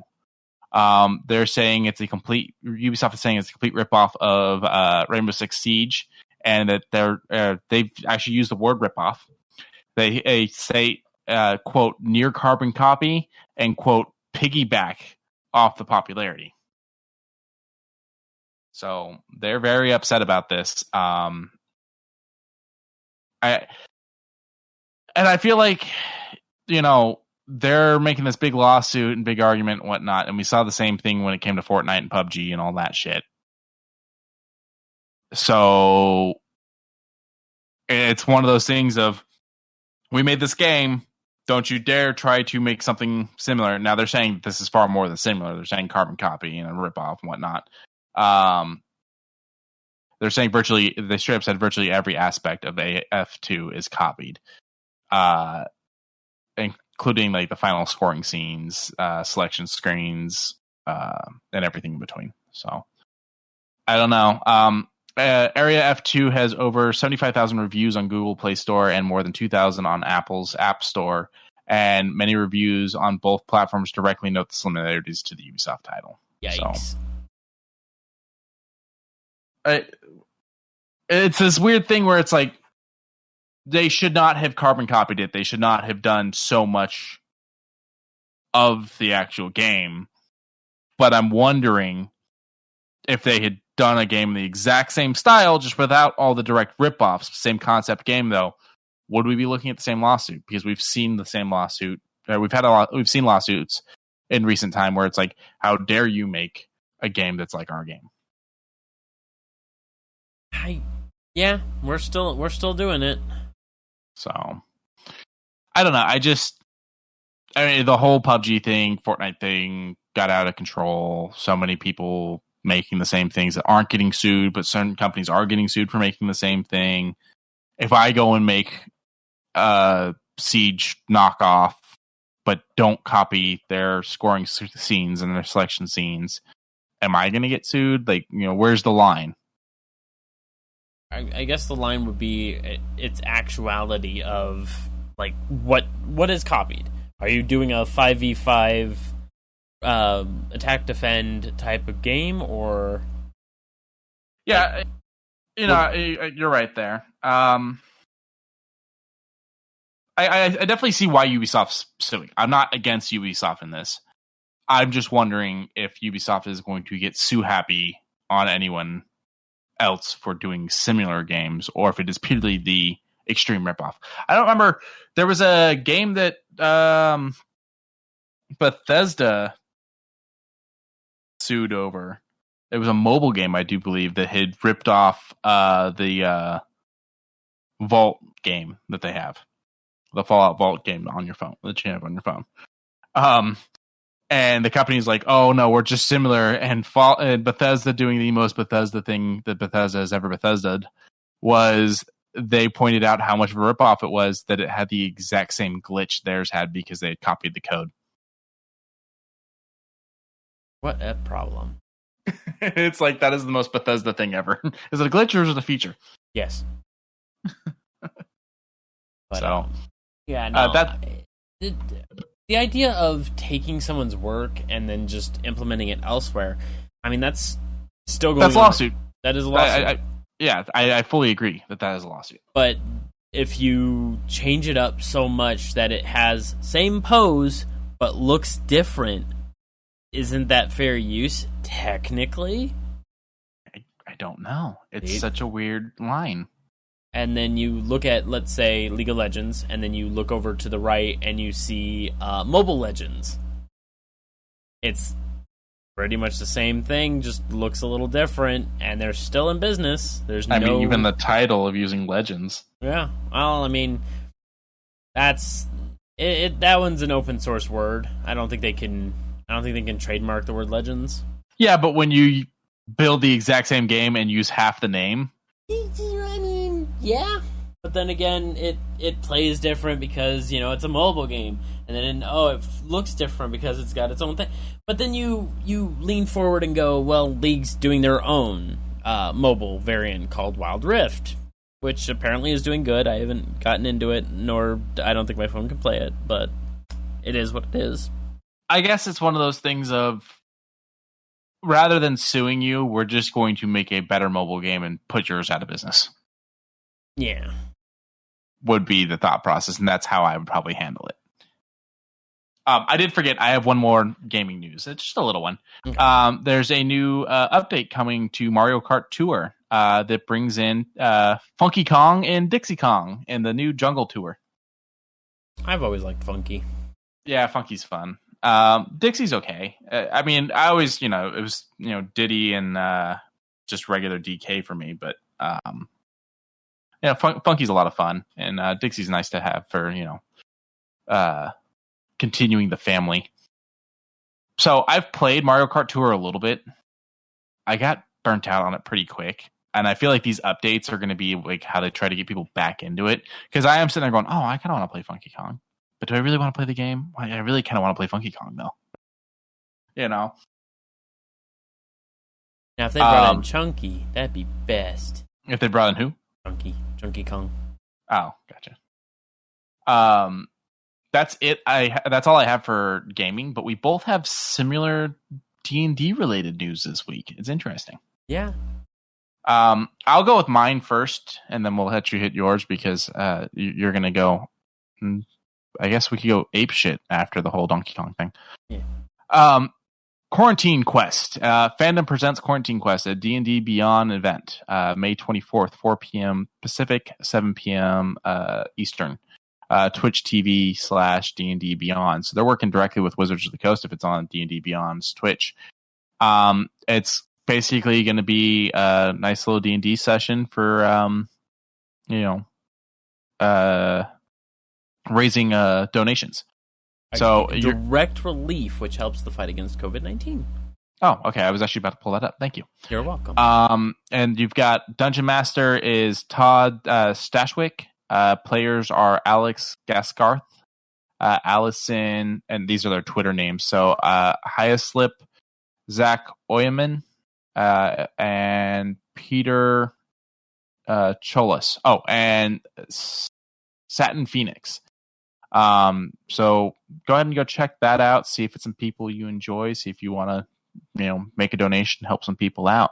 I have heard in one of the podcasts I used to listen to, Zach Oyama. He's a very, very interesting individual when he's playing Dungeons and Dragons. Yeah, sadly, I don't have any experience with any of them or how they work as players or how the DM works as a DM. So this will probably be my first time experiencing that. The great thing is because this happens on May 24th, this isn't overlapping with yours at all. So you can check both of these out. Yeah. And the second one is D&D Live, which is Roll with Advantage. I only have 9 names, but apparently there's 3 more that I didn't know about. I will double check on this in a moment. But with that, we have Nia Givenkar. I know her from somewhere, but I can't quite place it. Deborah Ann Wool from Daredevil and True Blood. Thomas Middleditch. David Harbour, also known as New Hellboy. No, I can't do that to him. I'll lean in with like a Stranger Things deputy. We'll go with that one. Isn't he a sheriff? He's yeah, that's right. He is the sheriff. Chris Perkins, also known as Mr. D&D. Sam Richardson, Anna Prosser, Brandon Ruth, and my boy Matthew Lillard. Now those are confirmed. I am going to double check with a couple things. But while he's double checking with that, no, go ahead, do your double check. Okay. If for anyone that out there that's interested in D&D and interested in how things work, and watching these live streams and listening to the podcast, they're great ways to start and great ways for you to hear and see what can happen. But remember, a lot of these people are improvers, comedians, stuff like that. So sometimes your friends may not be necessarily as funny, but that's okay because that's where you come in. You got to be the funny one. You must be. Yeah. And don't do what I do, where you go through and you build a new die set for your character and you forget to buy your D8. Did you really? Yeah. Jesus. It was a set that I was picking. They had a big mix, and I was picking. I freaking forgot to buy my D8, so I have to go back and get my D8. I'm hoping they have it with the color scheme, because otherwise I'm gonna have a weird color D8 compared to the rest. Also, this helps out Red Nose Day.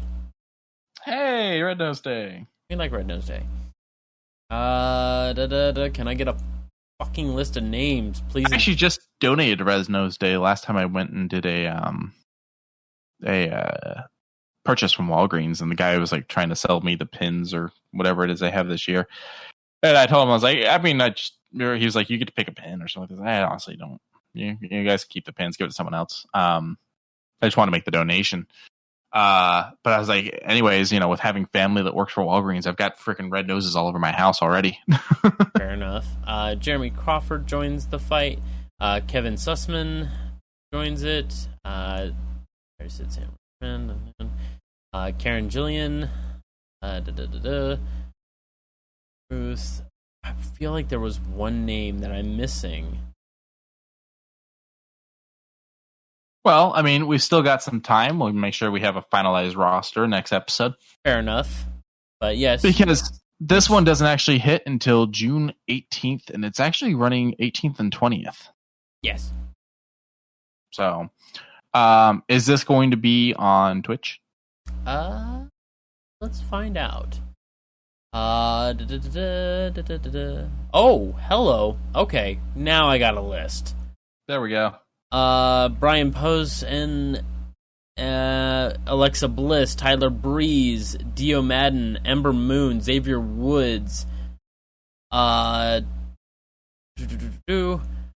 Gelman, Felicia Day, Martin Starr. It's literally a huge freaking list. Wrestlers, actors. I gotta be honest, I didn't expect Alexa Bliss.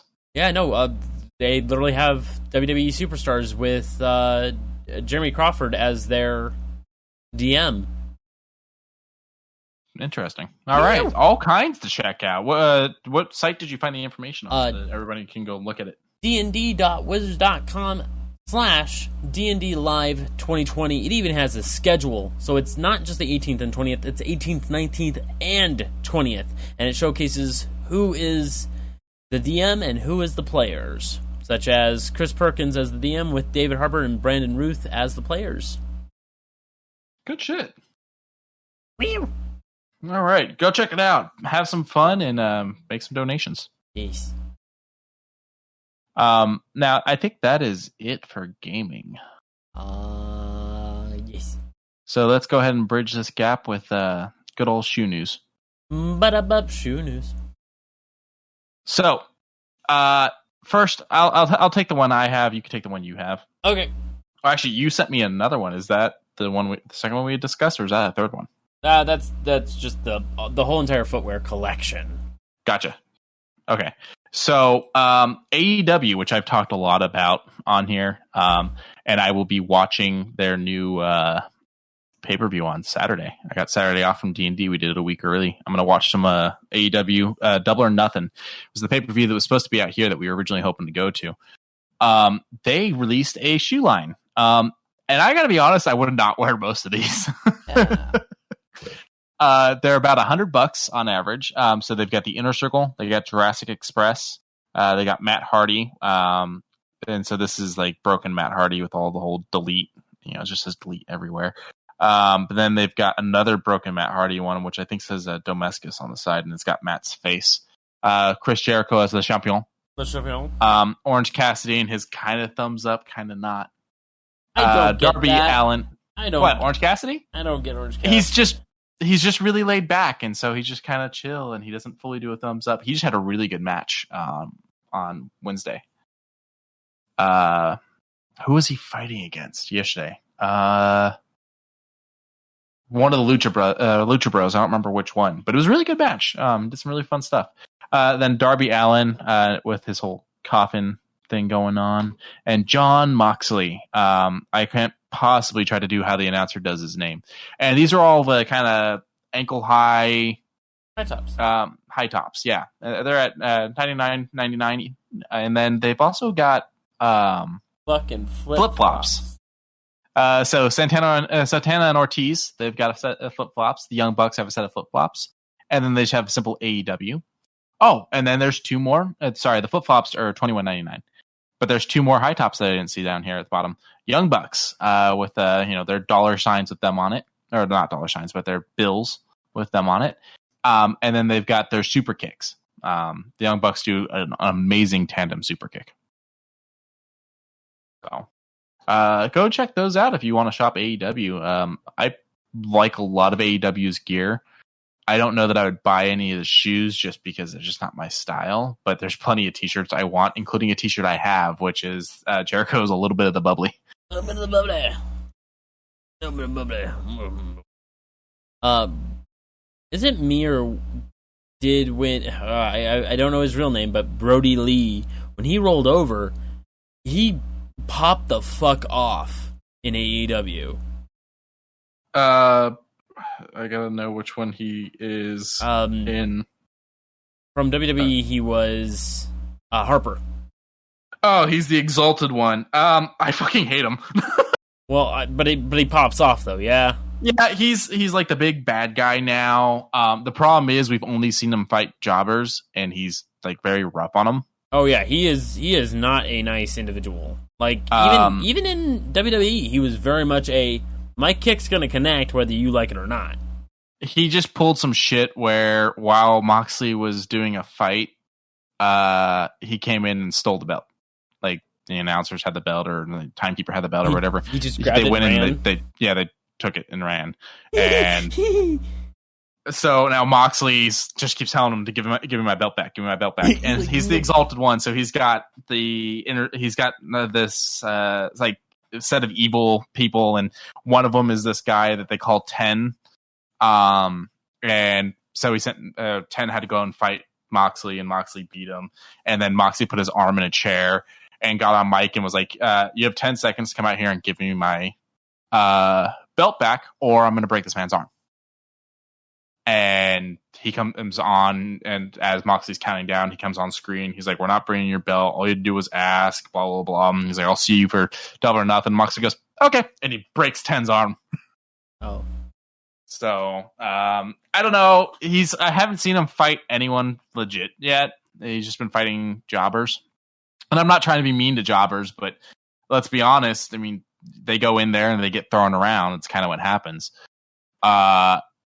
He is supposed to fight Moxley coming up, and I'm a little worried because I think it's for the belt. And I feel like AEW is trying to give Brody Lee, the Exalted One, whatever you want to call him, too much of a push, and I'm worried Moxley might lose the belt to him.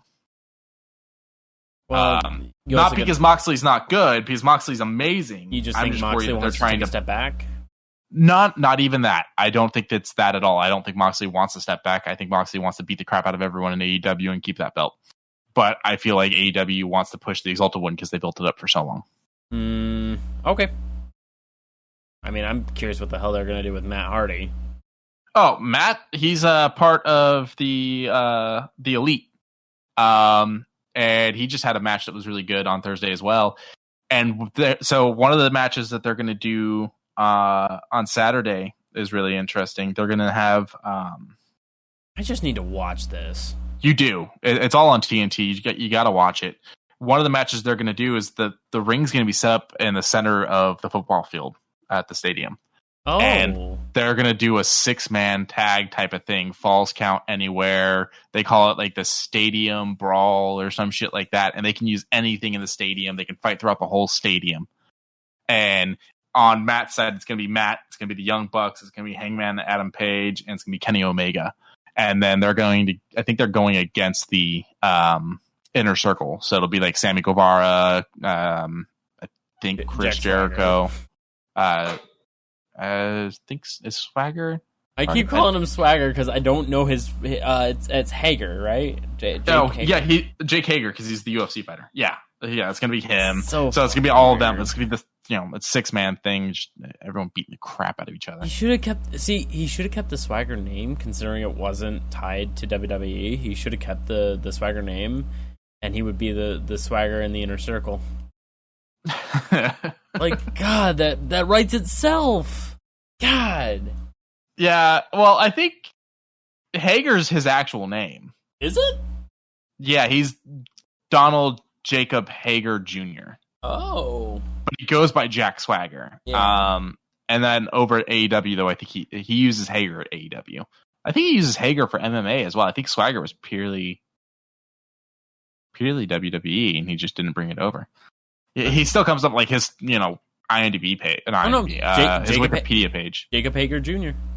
Yeah, his Wikipedia page though bills him as Jack Swagger. Yeah. Okay. All right. It's just I prefer him as Swagger. Yeah, he's pretty good. My issue with him is like he doesn't get gassed in his fights. He keeps his energy, but fuck does he sweat? Oh yeah. He just drenched like 5 minutes into the fight. That's just pure blood that he's got. He just rips himself up and he just drenches it because he has no pigment in the skin. It just tells him to sweat. Yeah, he just flows. I mean, Moxley gets like that sometimes too, though. Like after fighting 10, Moxley was pretty drenched. So, like, I'm watching him do MMA right now, and I'm just like, Jesus Christ. Oh yeah, he's impressive in MMA. Currently undefeated, but he hasn't had too many fights yet. Yeah, he's at is it 6 wins? I honestly don't know. I don't watch MMA enough. And you want to know what's funny is at the victory, after he beat him, he put his hand over his chest and he said, "We the people." I like that. I like that he kept that. Yeah, he's an interesting guy. He's got a lot of... I think he puts a lot of thought into what he does. Like, even at AEW, I feel like everything he's doing is just really thought out.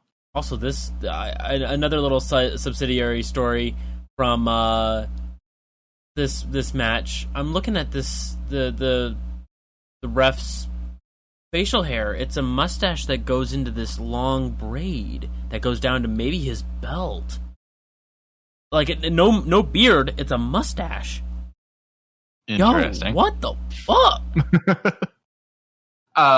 The other thing we had was I do believe it was Arn Anderson and Jake the Snake were having a discussion because Jake has brought a new guy into AEW as like his coach, and Arn has been the coach for Dustin and for that is a hell of a mustache for Dustin and for Cody. And so they're having a discussion because Cody and Jake's guy are going to have a fight on Double or Nothing as well. And it got to the point that Jake and Arn were telling each other off. A table got flipped. Arn was getting ready to just beat the shit out of Jake. Jake was ready to throw down. Arn was making comments about it's a good thing you're doing DDP. I need you to be, flexible for when I throw your ass down. Oh, Jesus. It was pretty good. I kind of wish we'd seen it because it's the fight that never happened because they were around, each other, but they never had a match. Boy. I don't want it to be similar to The Undertaker versus Ric Flair in a ring where it's two old dudes just slapping against one another. I don't want to see that. Give me some new talent. It wasn't gonna be a full blown match. It was gonna be a finisher type of thing. Okay. It was gonna be like when Stone Cold would just be doing a mouthing off on the mic and then just stunner someone, and there's no fight. Okay. I would take nothing. That it didn't actually happen, but it would have been cool to see him do it. Jake's, still got he's got that real raspy voice. So sometimes I have to really pay attention to what he's saying. Otherwise I lose what he's saying. Yeah. But back to shoe news. Our other thing is something we had already talked about. But they added a few new things, and got the other ones back in stock. Tom's and Marvel. They're still working on that deal. Yeah. And their website kind of updated a little bit. It looks really nice. It doesn't look all choppy like it used to. And something that they've added that makes me lean in a little further, they've added eyewear. Yeah, the sunglasses, which they say there's more to come. They're saying that's not all of them yet. I'm sure, but the only downside is that price tag for just sunglasses. Yeah, especially considering for people like me, it's like, if I don't want to wear those right, I got to go through and get prescription lenses put in. And you're talking $169.95 for the just the frames. Basically just for the frames. But yeah, so they got eyewear. They got 2 pairs. They got the Jackie Marvel, and then they got the Beckett Marvel. They got kids shoes. They got Spidey shoes. They got Hulk shoes. They got Captain America shoes. They got slip-ons. They got Velcro ones. They got all kinds of stuff there. But for us adults, they got men's and women's. They've got slip-ons. They've got ones that kind of like the Vans style slip-on, but then they got the other ones that are kind of like, they remind me of flats, but they've got more of a sole than a flat normally would. I see it, yeah. And then they got the lace-up ones, which they've got a really nice Spider-Man set, where it's like black and white, and then it's just red underneath where it says Spider-Man. They've got a nice multi-character one for the Marvel slip-ons. They've got multiple logo ones. They've even got one high-top ankle one where it's got the multiple Marvel logos. Yeah, and they range from $69.95 to $74.95, so they stay in that range. Or $79.95 the Captain America ones. Oh, I see it. Now I really like the Spider-Man ones, and I would probably get them, and I might get them. But the Captain America ones are really nice too. Captain ones are a little plain Jane for me. I get why they're plain Jane, but they're too plain Jane for me. Now they come in different colors. I would want to get them in like the regular gray suede canvas because they look so fancy in that. And what's cool is those ones are on sale for $45. Now the other interesting thing. Well, when they're the gray suede, are you sure they're still Cap? They're a part of that collection. They're a part of that collection. Yeah, but they don't have the first Avenger thing on the inside, do they? Oh no, they don't. Yeah, that's where you lose that, and that's probably why they're cheaper. It's the same style, part of the collection, but it's not actually the Marvel ones. So that's the thing. Like the Captain America ones are very plain. They're just a blue shoe with some red accents and whatnot. But then on the pull tab on the back, they've got a Shield logo on the inside of the shoe. It says First Avenger since 1941, and then on the sole on the bottom, what's touching the damn ground is they have an A, and then they've kind of got like the wing. Yeah, thank you. They're really nice. I mean, for $79.95, I don't mind them. I really like the Spider-Man ones. And they're lace up. My big thing with most of these styles is I don't want a slip-on shoe. I want a lace. So that's why the Captain ones and the Spider-Man ones really speak to me versus the others. The Spider-Man ones is just the same thing over and over again. But then right where like the rubber of the shoe comes to the fabric of the shoe, it's written repeatedly, with great power comes great responsibility, all the way around the shoe. As of right this point in time, coupon code HEYSUMMER, HEYSUMMER, gives you 25% off. Bam, knocks that $80 down to $60. Now, it says free shipping if you do $59 or plus, 59 or up. So you'll get the... yeah, you should get the shipping. Yep, free shipping. I'm looking at it. Now, my question is, do you think they would do free shipping for us being locals, considering Tom's is out here? Even if we didn't hit that number? No, of course not. They gotta make their money. I feel like that's an argument we should be able to make. You're basically yelling at the clouds at that point, Quincy. I know, but I'm just thinking, like, Tom's is here. It took our old city hall. Did they really? Yeah, it's our old city hall that they built the thing in. Because we moved. Did not know that. I knew they built out here. I just didn't know they took over the old city hall. Yeah, because we had built the new one, and the old one was just sitting there. Nothing was done with it, and it was for sale. And they took it over, and they kept the majority of the exterior. Because they kind of had like a whole, like, we want to revitalize as part of Vegas thing.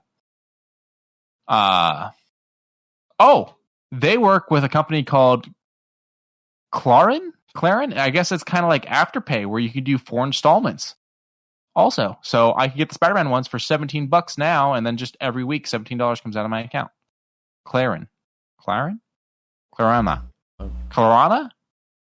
my dyslexia. If you're looking at the actual shoes, when like you're in like the where you can zoom in, like click on one of the pairs, it'll say multi Marvel Spider-Man printed men's yada yada yada with the price, and then it'll say or 4 interest-free installments of $17. Oh, okay, yeah, you're right the first time. So that's kind of cool. I just did Afterpay on 2 pairs of Levi's, so I only had to pay in sections. Plus, they were on like a super duper sale. The problem is I ordered the wrong size, so they showed up and they don't fit. That's on me, not on them. Oof. So I got a few more things. How are we doing on time? That's the one problem with quarantine. I don't get to see the clock for 2 and a penny. 2 and a penny. All right, let's wrap this up with a few more little things, and then we can call it quits for the night. Don't want to talk these guys ears off too much. We had talked about Funko doing some Marvel zombies. Well, they've announced a new zombie, and it's for Funkoween. You can get the Bill Murray zombie from the first Zombieland. It looks cute. I like it. So they've got basically 2 variations of the Wolverine one that we had already talked about. They've got the Hulk one we talked about. They've got the Deadpool one as a keychain now. You've got the Bill Murray zombie, but they've also got things like Edward Scissorhands standing in front of one of his hedge clippings and stuff like that. So go check those out. Some fun little new designs there. A couple other things. The director, Abel L. RB, Adel, that's a D, not a B, sorry. Adel L. RB has confirmed that, because we haven't heard anything since the first announcement back in November, Beverly Hills Cop 4 is still in the works. They said there's a screenwriter now on going into the first draft. So still looking at Beverly Hills Cop 4.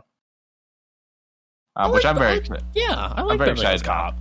I'm down for this. Well, they tried doing it as a TV show where it was going to follow Axel's son, and Eddie Murphy was going to be in it as Axel, but he just wasn't going to be the main focus. And they did a pilot, and the show just didn't get picked up. So, I'm more excited for this, I think.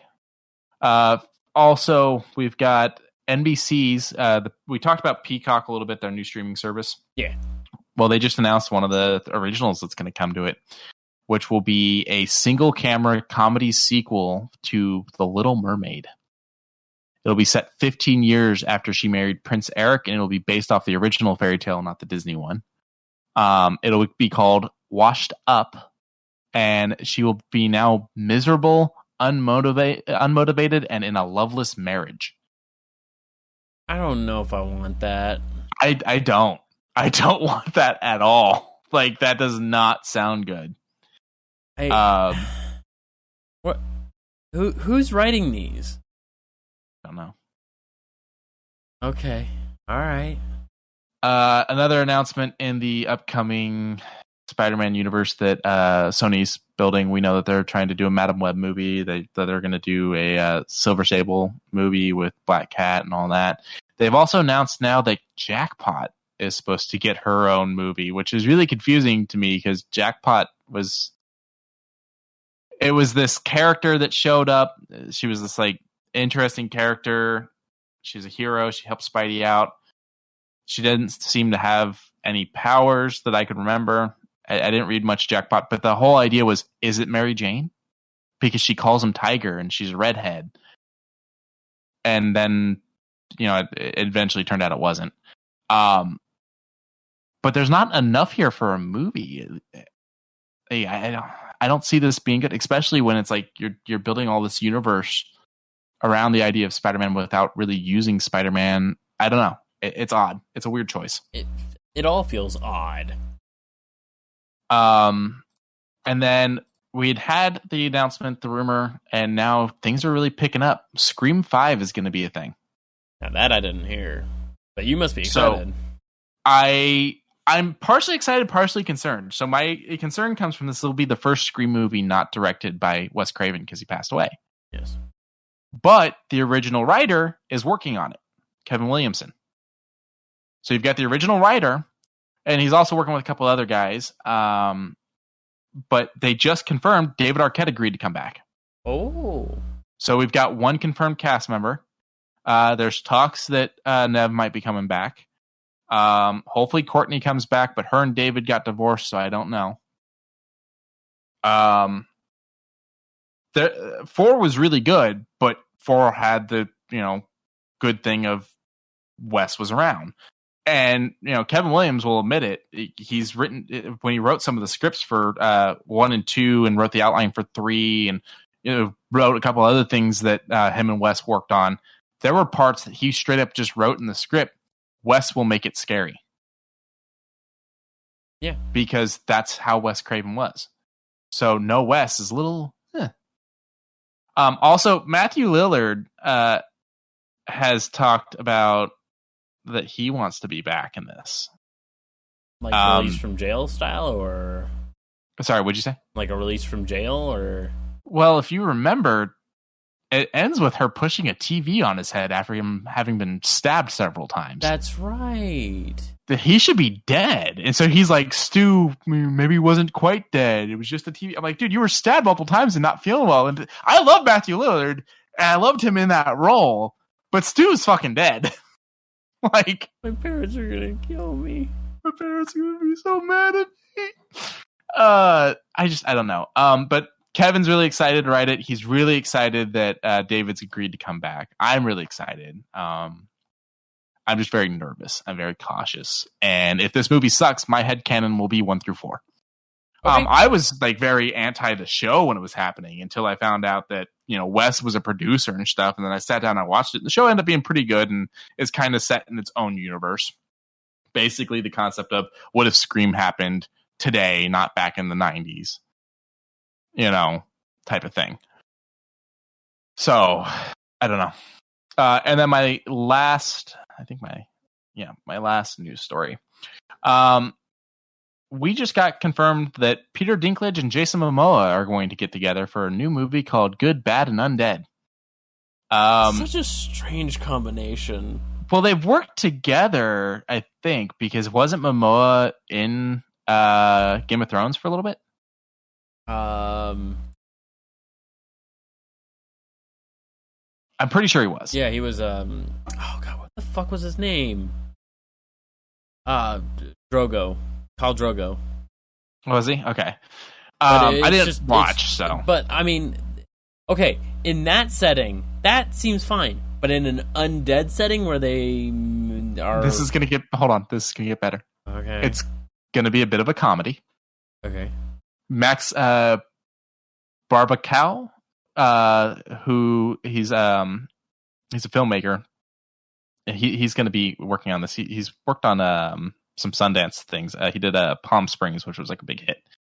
And it's going to be based on an original idea from Mark Swift and Damian Shannon, who did Freddy vs. Jason. And Dinklage and Momoa are going to produce. Now, here's where things get awesome. The story is Van Helsing, the last in a long line of vampire hunters, who has an uneasy partnership with a vampire, have to take a vow to never, a vampire who has taken a vow to never kill again. Together, they run a scam from town to town where Van Helsing pretends to vanquish the vampire for money. But when a massive bounty is put on the vampire's head, everything's in danger. Sorry, everything in this dangerous world full of monsters and magic is now after them. Okay. Momoa plays the vampire. Dinklage plays Van Helsing. Okay, I'm okay. I'm on board. I love it. I cannot wait for this. Like, I am fucking hyped, dude. This movie has me so stupid excited. And like The Good, the Bad, and the Undead, the title makes sense now because it's kind of like The Good, the Bad, and the Ugly. You know, I'm happy for all of it. I think this is going to be an instant fucking hit. Just as long as the writing's good, I'm already there. Well, and I liked Freddy vs. Jason. The writing wasn't bad. So I mean, those guys coming in to write on it wasn't bad. I don't remember. It was decent. It was pretty good. I mean, you know, it's better than a lot of the other Jason sequels. And Momoa, I like him, and I love Dinklage. I was a big Dinklage person before and after, you know, Game of Thrones. So like, me not watching Game of Thrones has never mattered for me when it comes to Dinklage. I was upset when Dinklage didn't continue to voice Ghost, and when they redid the past lines that he had done for Ghost for Destiny. I don't know the whole drama behind that, but yeah, I'm also right there beside you. I think I could be wrong. Don't quote me. I think they wanted him to come back and do the DLCs for free. Oh. And he said no, so they hired someone else to do the DLCs and then redubbed him for the rest of the game and shit like that. And then I want to end on a little thing here. So it's the 40th anniversary of Empire Strikes Back. I want to know where it falls on your list of Star Wars movies. Empire Strikes Back. Okay. It's up there. That would be number 2 in the original trilogy. Yes. That would be the one with Hoth and all that. Yeah. I would say it would be number 6. Okay, what's the order following this? Let me pull up the whole list here. Star Wars movies. Okay. So, number one for me, straight up, will have to be Rogue One. I enjoyed that one way too much. Okay. Rogue One has to be way up there for me. Next would probably be Return of the Jedi. Really? Uh-huh. Okay. Kind of at a loss for... Yeah, I would have to say A New Hope, and then Empire. Okay. So it's 5th. Because I wanted to throw one of the newer ones up there, but I'm like, not a lot stand out from any of them to make me go, yeah, that one deserves to be there. So the long going thing is like a lot of people say Empire versus Return. Lauren is a big Empire fan. Like, she's Empire all the way. For me, it actually goes Return of the Jedi is number 1 for me. Okay. And Rogue One almost shook this up, but I'm going to go Return of the Jedi. Okay. Empire will get number 2 from me. And then I'm going to go Rogue One and A New Hope are kind of tied together. They're like basically one big movie to me now. So, you know, in the thought process of the originals being the best, I will say New Hope and then Rogue One. But I really like Rogue One and A New Hope just kind of taking a spot together. Okay. So, yeah, that, you know, for me, it's just fucking Return of the Jedi is just so damn good. And Empire ends on a down note. I had to agree with the whole Star Wars argument in Clerks 1 of Empire ends on a downer. You know, Luke loses his arm, yada, yada, yada. they made Lando betray him. It's got to be returned for me, but Empire just is really good, and it is a number 2 for me. Okay.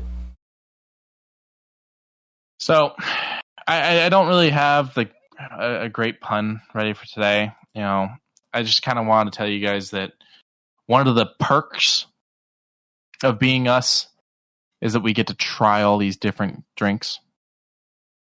Get it? Perks. I got it. No. It sucks. I know.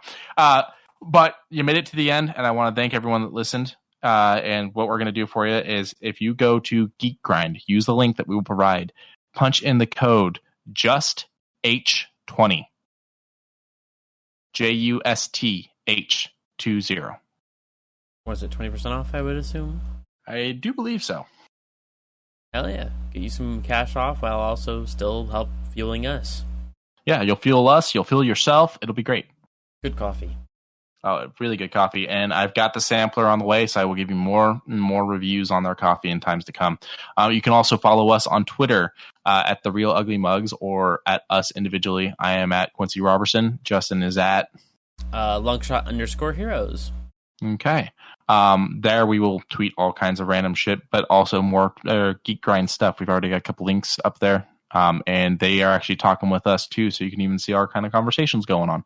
Yeah, make sure you rate, review, subscribe, tell a friend, submit, send a carrier pigeon, all that fun stuff. All right, have a good one, guys. Cheers.